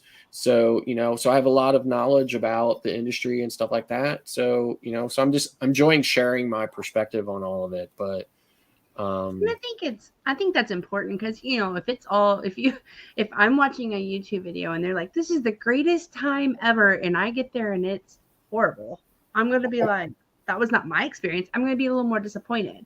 But if I see somebody say, that was the greatest trip ever, blah, blah, blah, blah, blah, I'm like, okay. And then I watch another video and they're like, the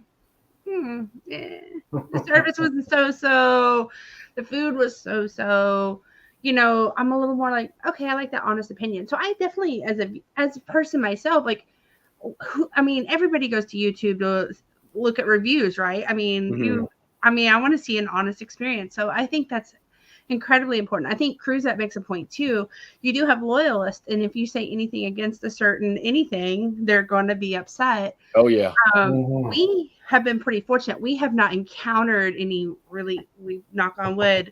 I don't think we're big enough to have encountered anything negative yet, or where we've crossed that boundary yet. But that day will come. I'm sure. It's funny, y'all all say y'all like to watch Chloe, but that's usually the videos when there's a lot of Chloe are the ones that do the least on our analytics. So, really?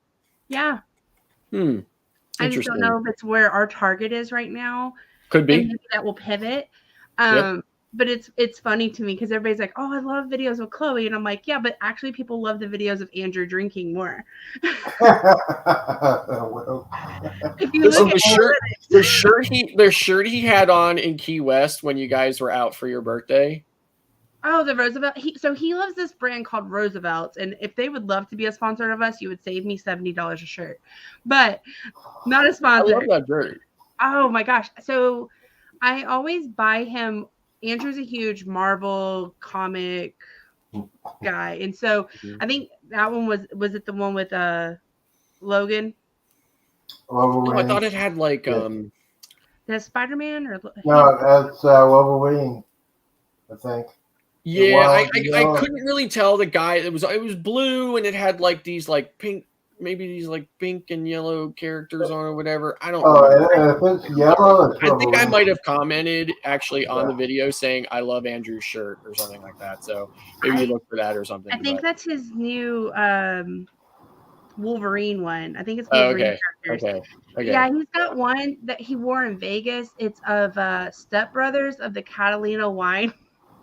And anytime he wears that shirt, like on a cruise ship or when that was Vegas, like people stop him. They're like, where did you get that shirt? Like, but yeah, they're awesome. He likes them because they're breathable, but they're not like your traditional fishing shirts. Not trying to sell you on them, but he does get a lot of comments on them. Yeah. So like for me, like I have to buy a whole bunch of new cruise wear. Okay. Because in the last 8 months, I have lost 50 pounds. Like seriously, like my shirts are like falling off of me now and stuff like that, right? So like I have to buy a whole new like set of like cruise clothes and stuff like that or whatever. So, so when I saw that shirt he was wearing, I thought maybe. Yeah. I'll send you if you're really. I don't want to. I'm not a salesperson for them. If you're interested, I'll send it where you get some. Yeah. We actually watch Paging Mr. Morrow. He goes to Disney and stuff a whole lot. And he, I guess, is a sponsor for this company. Andrew always liked his shirts. And he's like, oh, I want a couple, because there was a couple he wore. And that's actually how we got introduced into it. And there's a code. If you use Nate's code, you get 20% off the first one or whatever. Gotcha.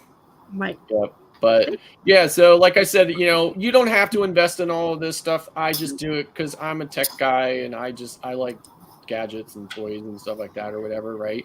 But like I said, they always say the best camera you have is the one you have on you, and almost everybody has this. Well, on them, it's still what I use, and if you're going to do live streams at home, and if somebody would say to me, what's the one piece of equipment I could invest in to try to make my, live streams or stuff like that better, I would say a mic.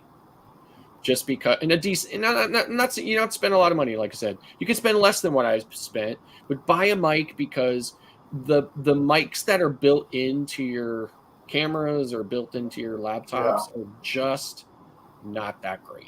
They're really not that good. That's why a lot of people do a dedicated mic. A lot of content creators. You can get a good mic for about $50-$60. Like I said, this one was $109. in my opinion, it's one of the best mics you can get for vlogging and like studio vlogging and live streams and stuff like that. It's the Elgato Wave 3. It has the anti-clipping technology built into it, so you'll never clip, you'll never overmodulate, you'll never sound like, even when I walk up on it, like even when I come up on it, I probably got a lot louder, but I don't sound louder on my end. And all of a sudden, the lights on the thing, what my gain was, went from like 4 down to 1. Oh wow! It's automatically, constantly adjusting. So Scott, I might have got louder, but I never got that where it's like making your speakers crack. Right.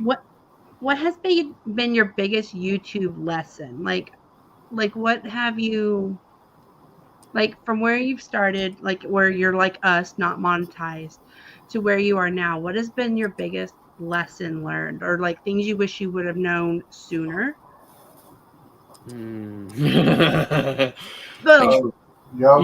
Wait a minute. Like when you're being interviewed, aren't you supposed to vet those questions?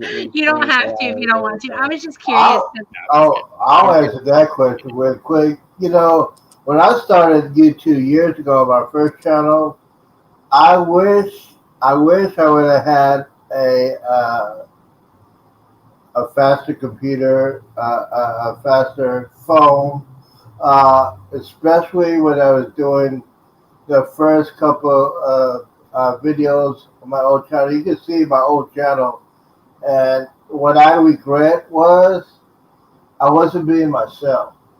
I was not 100% myself doing those shows. I was way far away. You could not hear me.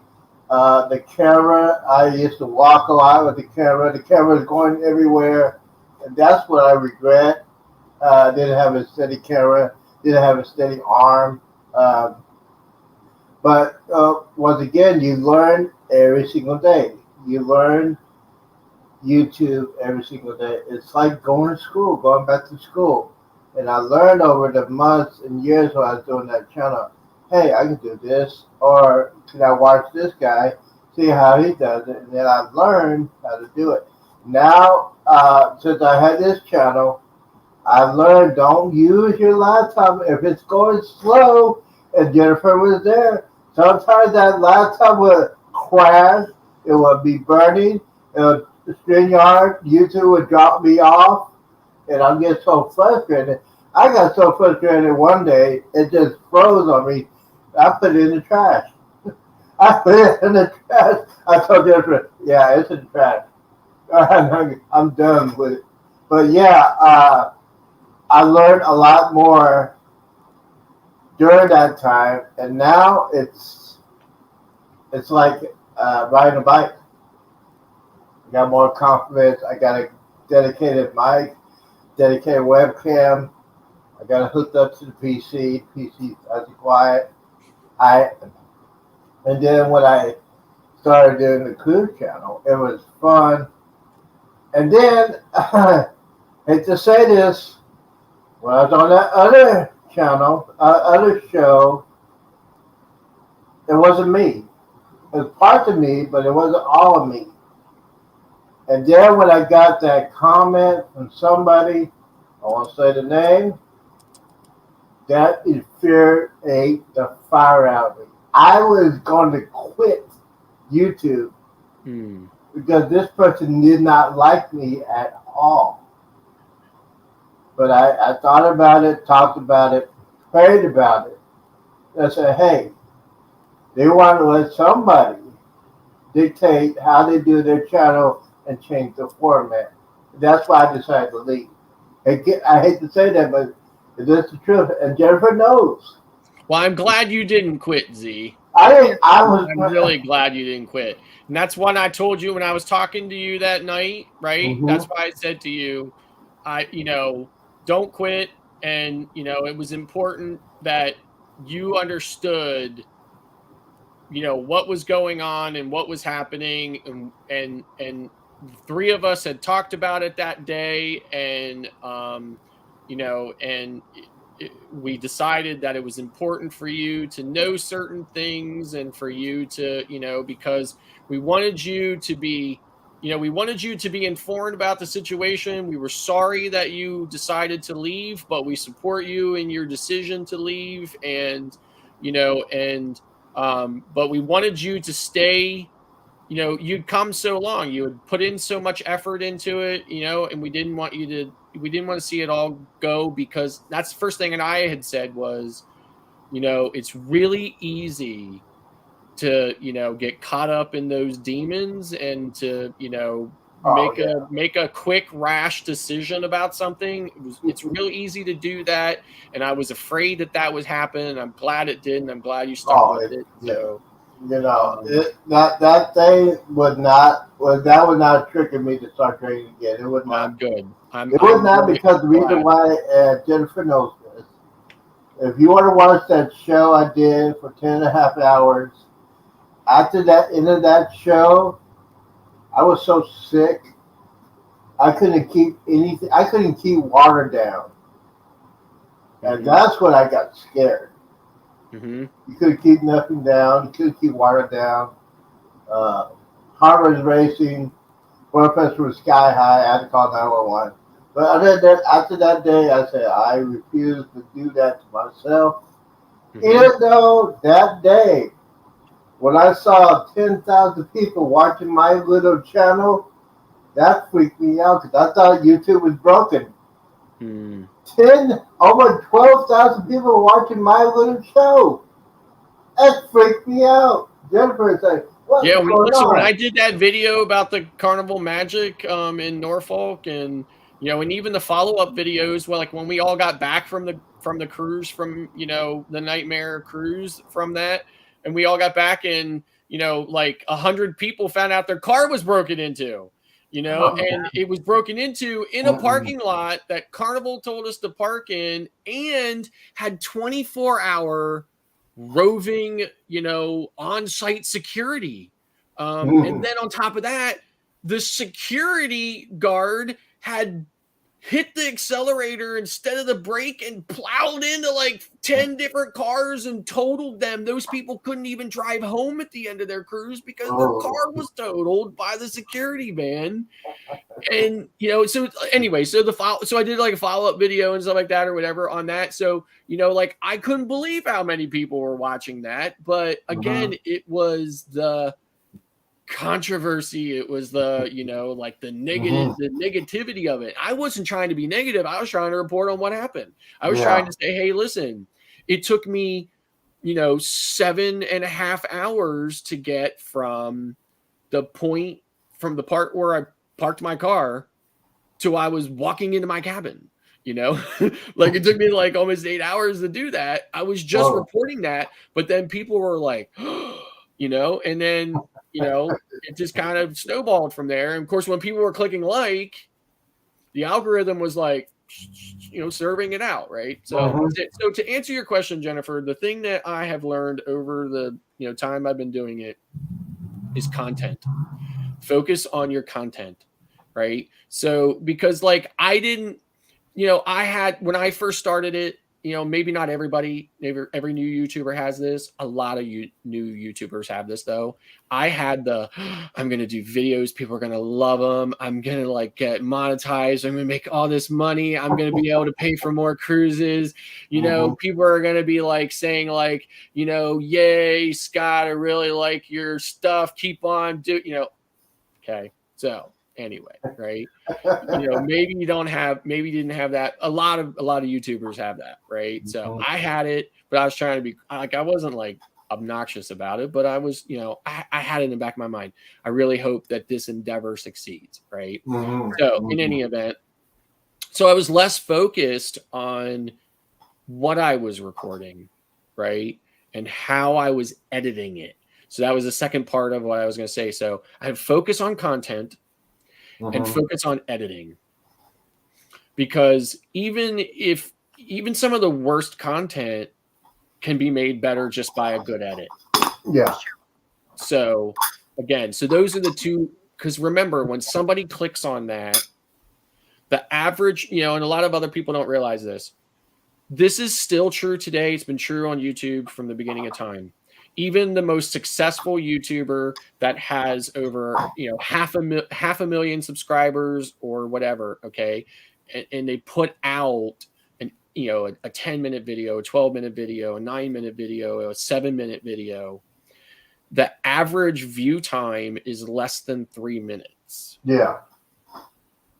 Yep. So YouTube rewards creators for keeping people on the platform. Mm-hmm. It's one of the reasons why end cards are so important to your videos. Because what an end card does is it gives that viewer the opportunity to click on another video and watch that, even if it's just a couple of minutes of it, but it keeps them on the platform for that much longer. Yeah. Right. Mm-hmm. So end cards are really super important because YouTube wants people on the platform. They want them to stay on the platform. They don't make that a secret. That's not it's like secret thing you have to figure out. They want people on the content or on the platform longer and longer and longer and longer and longer. So end cards help do that. So if you use like vidIQ or TubeBuddy and you look at your statistics on your video when you're putting it together and you're doing all your, tagging and all that kind of stuff. Tags are almost irrelevant anymore these days. I still use them because I feel like they still do. Like once the algorithm, tags were really important in the early days because YouTube had so little creators that it was hard for it to know, and the algorithm wasn't as sophisticated. It was hard for them to know what everybody's channel was about. So the tags helped identify what your channel was about. So the algorithm knew what this channel was about, what that channel was about, and helped it serve it out to people who were interested in that kind of content. It's less relevant now because, especially when you've been around for a while, because after a while, the algorithm knows that what your videos are about. Like even when you first become monetized, you have to go in now. It was another change that happened. You have to go in now and you have to stipulate to all these different things. Our content doesn't have any violence in it, doesn't have any sexuality, and it doesn't have this, doesn't have all that stuff. You got to submit to all. You got to submit that. And in the beginning, the algorithm will double check it. So like once you do that, you'll sit there and the monetization will still be off because it'll just be saying like it's going to take 2 hours to analyze your 6-minute video. Because it's really picking through it, right? It's really picking through it. Then all of a sudden, then you get this like notification one day where it just says, oh, the algorithm has decided that based on what you said your video did not have or how you were rating your video for suitability for ads and our analysis over X amount of time, we've determined that we agree. The things that you have said about your videos and the things that we have determined through our double checking of that tell us that you can be trusted and that we're going to look at your videos less, right? That's another thing that happens. So then the monetization is almost instant. Okay. Now, the reason why that can be tricky, or maybe why that's important, is because depending on how many views your video gets when it first gets published, and if it's still trying to figure out if it believes you and you're not monetized, those views aren't getting monetized, so you're losing revenue from that, so but doubling back to really kind of drilling down on the answer to the question is content and edits are the two most important things, because you're trying to appeal to those people who are watching your videos, and you need to keep it interesting enough to keep them on the platform, especially now with the 3-minute rule. Right. So now with the 3-minute rule, where it's not really kind of seeing your video as having been engaged unless that viewer has watched it for 3 minutes. Okay. That is, that's like a real, kind of thing. But in any event, that's really more important too. So focus on the content, on delivering that good content. Don't just put a video out to put a video out, focus on the content, focus on the edit, make that video the best it can be. But at the same time,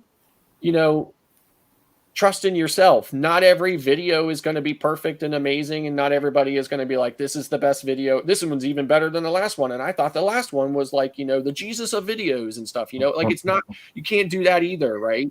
So don't think to yourself, oh my God, is this video good enough? Is, maybe I shouldn't post it. Maybe, that video's been up for like, 3 days and it only got like 6 views. I'm going to take it down. No. Yeah. I'm not talking about that, but I'm just saying, try to, for me, I will drive myself crazy if I think to myself, okay, I'm on this ship now. I'm about to film my first video. What do I think everybody wants? Right. To see? What do I think everybody is going to like to see from this video? Like, I will drive myself crazy doing that too. So, I have a process in which I decide I'm going to do videos about. I do it, I edit it. But that's the most important thing. Content. Focus on the quality of that content. Deliver, things. And as you've been doing it long enough now, I think you're getting a good idea of what people like, what people don't like. But at the same time, there's also trends, right? Like right now, MSC videos are really hot because for some reason, the whole world thinks MSC just materialized onto the cruise scene yesterday. Right? Yeah. It's fine that they think that, but I'm just saying, so now everybody wants to do MSC. So now everybody is doing searches for MSC. So, okay, great. Coming up here soon, Carnival Venezia. It's about to start sailing from New York City. Those are going to be, so anybody lucky enough to get on some of the first Venezia cruises or whatever, their their views are going to explode because people are going to want the information. So, you can chase those trends if you want. But think about it, there's only like one new ship, right? Right. How long has the Dream been down there in Galveston? How long has the Vista been there? Stuff like that or whatever, right? People are not going to trip over themselves to see the latest Vista video. No, they're not. And that's what, and we're on the second sailing for the Jubilee, and then we've got inaugural for MSC and stuff, so we're learning. But I was telling Andrew, like this last Dream trip, we took a different camera and we played with different zooming and because we wanted to kind of learn it a little better on a ship we already knew, like where I could throw content up from last, like here's what this looked like or whatever, B-roll. But because I was like, we need to practice before we get on the Jubilee, and we're like trying something new. Like that's really not the time to try something new. That's when we need to pinpoint it. Right. And so we were having that conversation. So if you see in the Dream where we're kind of doing something a little different, but I think it's been well responded to. I'm doing different thumbnails. That's been good. And then also, like I said, I've made our video shorter. I did recognize that 3-minute rule. I would see it. And so, and also like the percentage watched. Well, if you've got a 20-minute video and they only watched 1 or 2 minutes of it, and your percentage is real low, right? If you have a 5 to 7 minute video and they watch 3 minutes of it, that's, 50%. So that does something to the algorithm. And I think that's something to be said too. Yep. That's the so you have to understand that, okay, if I do a video, like I said, like if you do a video about the Vista and it doesn't get great views, okay, like kind of expected in the back of your mind, just because again, it's not like that trend or whatever, and almost nobody can chase the trends either. But if the content is, if the content about the Vista is good, then you'll maybe get more views than you might have, but it's probably not going to be like your most successful video. And you just have to be okay with that, not be discouraged by it, continue to, like keep pumping out the videos. Like I used to think to myself, I'm not going to do a video about this because there's already been like 100 of them out there. There's already 1,000 videos about this. And then I just realized, well, now there's going to be 1,001. I'm going to do it. Like you can't have that either. So a whole bunch of different things all kind of coming together and you just, you figure it out. So and that's so true. And too, like you said, it's all about perspective. Just like I may watch your, embarkation day video and I'm like, okay, that's how Scott's went. But I may watch Z's and it's how Z's went, but ours may be totally different. That's the great thing about cruising is what you like and what Z like is not maybe what we like. Exactly. And that's, and that's something that because we were the same way. Like, I mean, like you said, Vista and Dream. I mean, I went on the Dream in 19. I went on the, you know, like, Yeah. been there, done that. Really nothing Yep. new to the ship. But, you know, it gave us opportunity to learn what we're doing for those those inaugural cruises. So Yeah. Yeah, a lot of my videos have a hit or mix. You know, like people are like, "Oh, that wasn't my experience at all," and you know, and then I say to them, you know, great, fantastic. Like I've really learned diplomacy in my comment sections and stuff like that, right? I've really learned it because, you know, like a lot of times I just want to say to people like, but like at the same time I have to respect. I have come to really learn that respect of exactly what you said. You know, that was my experience.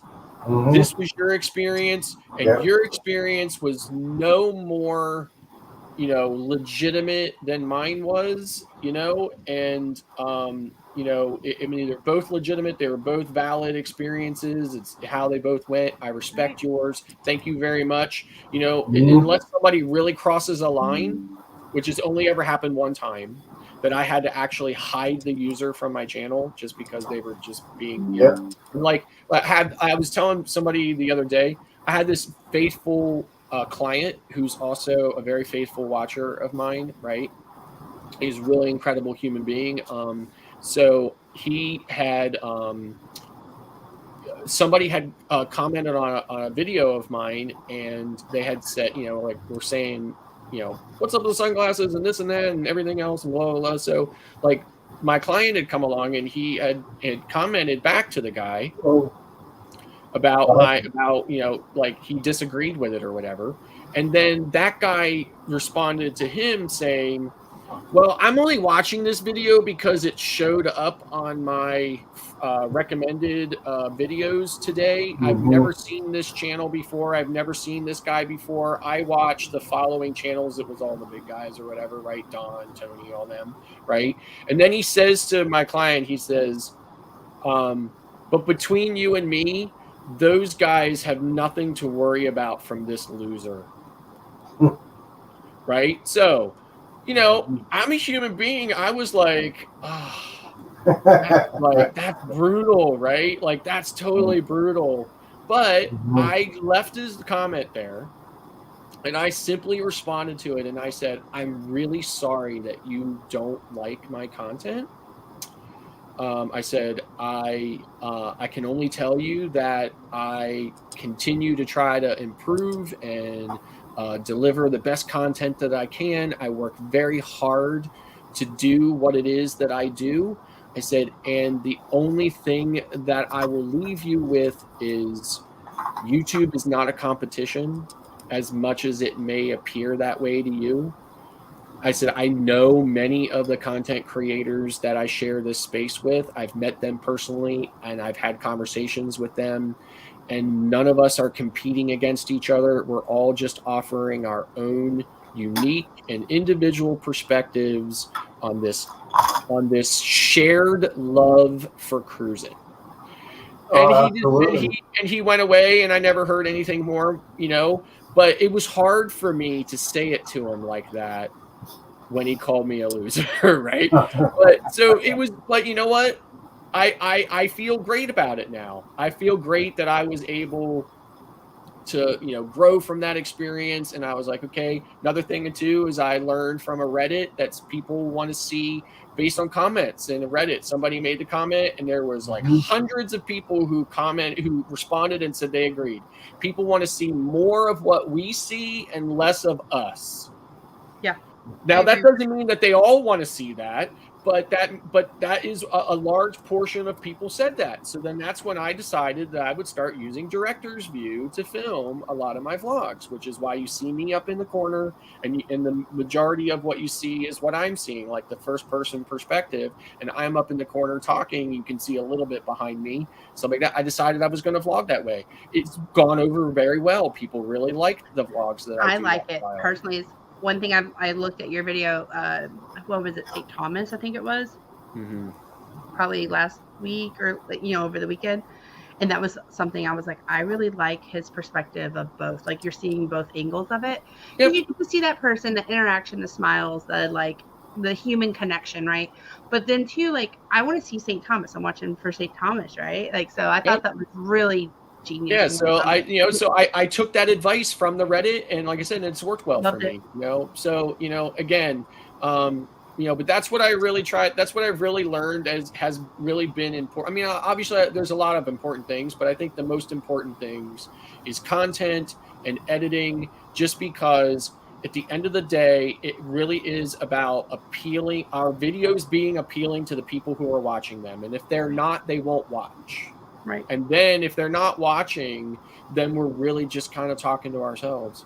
Right, we're really not. We're not enhancing anybody's cruise experience. We're not answering questions for them that they're coming to our content to look for. We're not doing that self, and we're not engaging with people because if people are like, I'm never going to watch that person's video again because the last video I watched was stupid and it didn't give me the information I needed. We still may get those people, but it's going to be less likely when your content is when you're focused on trying to deliver that good content. But don't become obsessed with it, and don't become like crazy. Yeah, it will drive you insane if you get a sense of it. And I had that very assessment about somebody doing a comment or whatever like that. But here's Kuzmet. He always makes me laugh. He says, if we're going to go searching for these baby mamas on the Jubilee. Okay, yeah. Okay, yeah. Andrew said last night, it was last night, he said, I love Mike from Cruise Vet and Mike from Clock Family Adventures. He's like, because their humor and the way they say things is just too funny. Oh, yeah. Their humor. Andrew vibes with their humor. I love the whole community. Really, Me too. honestly. I love the whole community. I mean, everybody's got their own, they've got their own slot. And everybody is. I just really like it a lot. So. Like with our channel, you can tell when it's Andrew who's on his Embarkation Nation, and you can tell when it's me. Like there's two different tones. Like, and I was gonna say too, another thing, he put up a short today and he didn't like the short. He was like, I don't like this short. And I was like, I like it. Go ahead and throw it up there. He got almost 1,000 views within the first 2 hours. Yeah. And he was gonna undo it. And then he did one he spent hours on, a couple, and it got like 12 views. So you just never know how the algorithm is going to show you. You don't. It really comes down to how those people responded to it in the very, very short term. It was wild. Right? And so so if they do, so what I don't do a lot of shorts, but what I do is I do a TikTok, and then I export the TikTok, which puts the TikTok logo on it. And then I do the short from that file, just because then not only when people are watching my YouTube short, but then they see the TikTok logo and then they know that the Mustard Drill is on TikTok also. It's kind of, you don't have to do it that way, but that's the way I choose. We have some that way too. Yeah, we've been playing with, I think, Shotcut, I think is what's called. I don't know. CapCut. Yeah. And Andrew's having, if you've noticed, there's been a change in our shorts too, with more of the dancing and just more trendiness. He loves playing with it. Like during his lunch break, he'll be like, look at this. And I'm like, oh goodness. Yeah. CapCut's a cool app, I like it. I don't know if I'll use it or not, but again, like I'm not really focused on shorts. And if you notice, I used to do some tour videos and some cabin tours and stuff like that. Like that's not me, right? Like, I'm like, so I don't really do stuff like that. I kind of I do more a traditional vlog, right? Like back before I ever even thought. I don't know if you ever heard of this guy. His name's Casey Neistat. You know who Casey Neistat is? Casey Neistat is this massively huge vlogger that lives in New York City, right? He has 10 million subscribers or whatever, and he does all kinds of. But a lot of his videos are skateboarding around New York City, right? But he's a grown man, right? He's almost my age, right? So anyway, so I really grew up watching back before all of back in the day, right, of YouTube, it was YouTube was all just traditional vlogging videos, right? So that's just the style that works for me, that appeals to me the most. So that's what I try to do. I try to do a lot of vlogs about where I am, what I'm seeing, what I'm doing, so that you can envision yourself on that ship in that port doing those things, and talking about my experience. So promoting cruising and things like that. That's just really what I do. And then I do, and I will do some stuff like let's have a look around the ship and things like that. So, that kind of gets people that love cruising in the mood. They're like, oh, you know what? My cruise is coming up in 37 days or whatever, or, God forbid, my cruise is coming up in 257 days or whatever. But, I got excited about it all over again because I saw your, pan of the, of the Centrum or something of the ship and stuff, so that I try to do stuff like that. And I do less tours and, this is what my room looked like. I just do less of that kind of stuff, but we do that just because we have found we get views on that and we need watch hours. Sure. But I can definitely see where the pivot could happen. Another thing I found myself, I was looking for the port of Miami yesterday, and we've got a cruise. We're going out of Miami, and it's been 20 years since I've gone out of the port of Miami, and Andrew's never gone.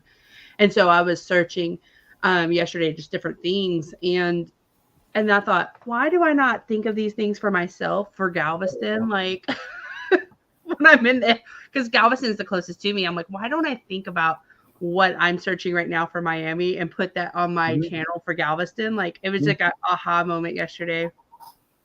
Yeah. So last September, I went on Magic up to Canada, Mm-hmm. and I took the train, the Amtrak from Harrisburg up to Penn Station in Manhattan, and I have some train footage in that, and stuff like that. So part of the journey and stuff like that. People really loved it. People were like, oh, it was so cool to see, to see like some of the train and stuff like that or whatever, so it was a little bit of a change up from it or whatever, it's like, I try to do those traditional kinds of vlogs, but it's just what works for me.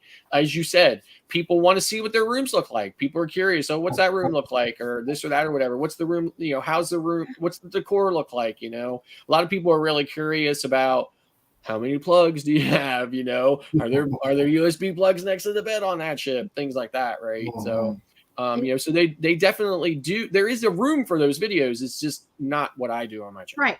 And that makes total sense. I mean, like I said, we still do it because, like, we've had kind of different room. We've had interior, but then this time we had Chloe, so we had that drop down that Andrew hit his head on every morning, and so that was definitely an experience that I felt like. And Andrew's not the tallest guy. Andrew's like 5'8".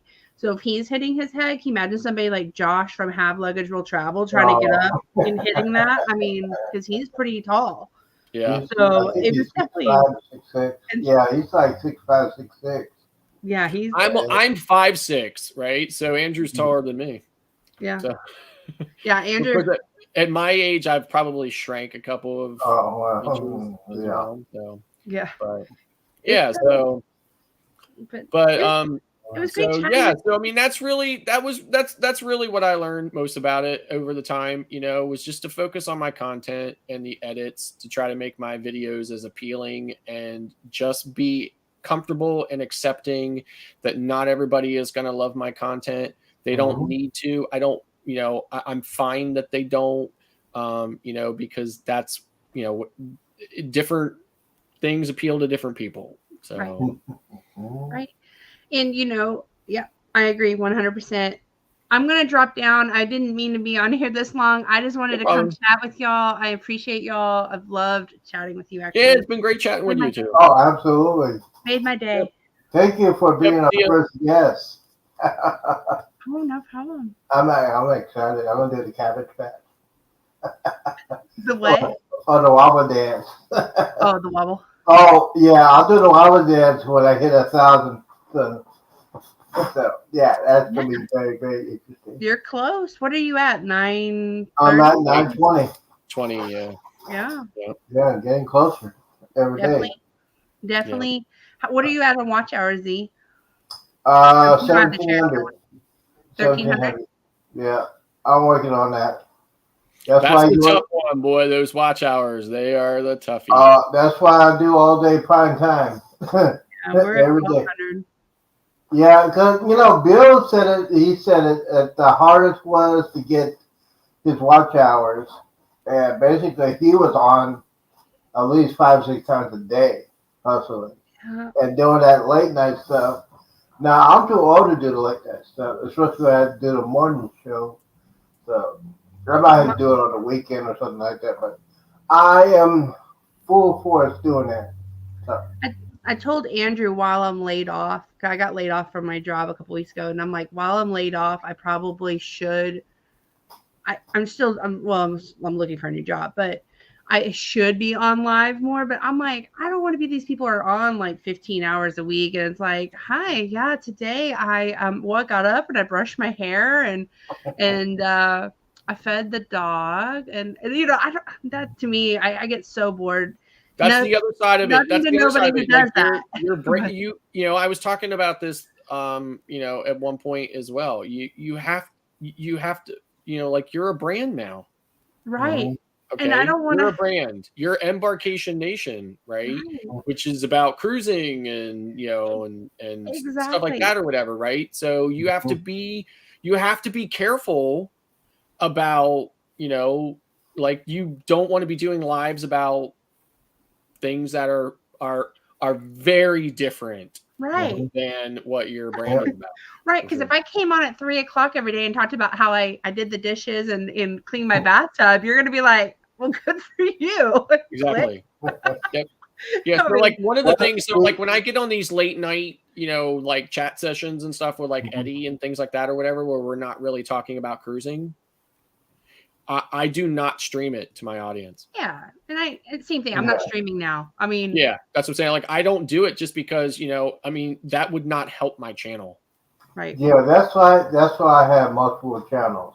And that's one of the reasons why, a lot of people don't want to say, hey, why you got this channel, because this channel is the gaming channel is the one I'm working on. Yep.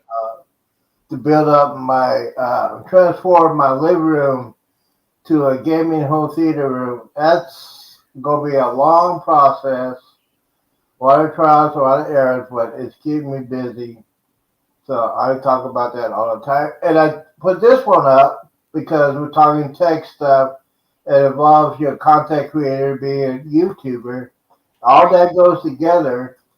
So that's why I do that. And I get a lot of comments on the gaming channel. Say, hey, you doing okay?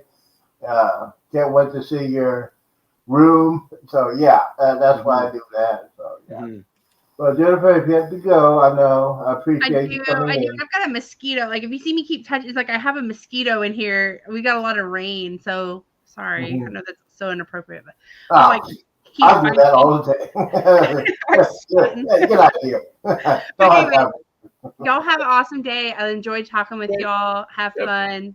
Yep. See you around. Appreciate it, Jennifer. Bye, I'll see you at prime time. I'll be on. But yes, what do you think, bro? What do you think? Yeah, we got a lot of stuff done, especially the content creator, how to edit your videos, how to use your equipment, different kinds of ways to use your equipment when you're doing the content creating, anything like that. What are your thoughts? Yeah, I mean, like I said, I just want to again reiterate what I've been saying, all along, which is, all the equipment that I have, I've just recently invested in. I certainly didn't start out with all this equipment. It's certainly not necessary.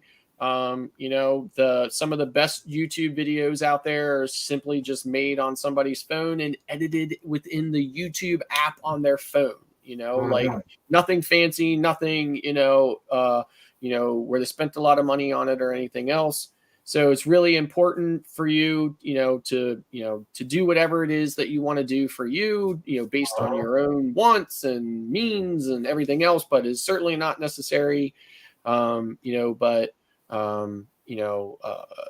is also certain things that really will help just make your videos that much better. So, like I've said a few times already, if for anything else, invest in a mic, so that your sound is just a little bit better, a little bit more appealing. And some of my early videos, I didn't have a great mic. I didn't have a pop filter on there. A lot of my videos were really loud.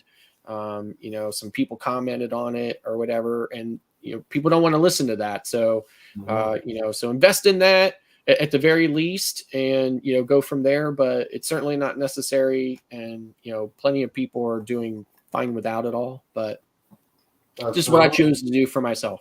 So, but yeah, so and again, like content, you can't go back. Like I said, I have mic problems. I can't go back and redo those videos. It's videos lost. It's time and effort lost. Nobody wants that to happen either. So nobody wants to lose their files. They want to be able to bring them and create a video and put it out there. So invest in a hard drive or something like that. You can pick these up for about $50 or something like that or whatever, maybe less. And and back up your files. Make sure you have a second copy of it or whatever. So. Back up your files most definitely, because both of us have learned hard drives fail. And if they fail, if you don't back up your files, they're gone forever. Yep. I mean, I had some videos for sure. Well, I had some videos that I had on there that should not be on YouTube. It's not going to be on YouTube, and I lost some of that. But the main thing is, if you're a content creator, you're making videos, back up everything you do. Yep. Back it up 100%, because it'll keep you away from going insane trying to do all that stuff. Well, brother, thank you for coming in. Yep. I think we should do this every week. It's up to you. I'm going to be doing this every Wednesday to keep going. I will show you some of my videos of my transformation. It looks like a hurricane typhoon hit it, but it's going on. It's taking everyday progress, and hopefully by the end of summer you will see a new gaming home theater room. But, awesome! Can't wait. All right, I appreciate it. Yep. And anytime you want to come on, you're welcome. Okay. Thank you, brother, for all the advice you've been telling me these past couple of days. I appreciate that. You're a true friend. Thank you for doing that. Of course. All right. Yep. Anytime. So everybody, don't forget, tonight at 7 o'clock, prime time, anything can happen. I'd like to thank the Mustard Grill, Sky, for coming in and doing the tech stuff. I'd like to thank also Jennifer, the Vacation Nation. I'd like to thank everybody on the chat. Cruise Vet, Destination Fun was here for a minute. My adopted son, Matthew, Xbox. I'll be playing some Xbox tonight. That definitely will be. He is my adopted son. We play Halo all the time. And his lovely girlfriend, Samantha. Thank you guys for coming in. Good to see you. I did not forget about you, but thank you, bro, for coming in. Appreciate it, everybody, for all your love and your support. If I don't see you tonight, don't forget Mustard Grill, JNS, Cruise is Fun Anytime, and Eddie Loco had their show at 8 o'clock Central. And then right after that, my Wake Up with Z-Man will be at 9 o'clock. So if you want to continue with the cruising thing or anything that's happening on prime time, prime time is all day, all day. Thank you, bro, for coming in. I'll hug you later. Okay. Bye. All right. So then we go ahead and do the cosign, the sign off. Goodbye, content creators. Thank you for coming for the first episode of the Tech Show. Thank you guys for all your love and support. Peace out. Deuces. And you know what? I gotta do that. I keep forgetting that because I always do that on my other show. Hold on, give me a second. Go ahead. Where is the mouse? Yes, I am old. I'm an old man. Okay. We'll try it again. All right, here we go. Take two. Peace out. This is Wiz out.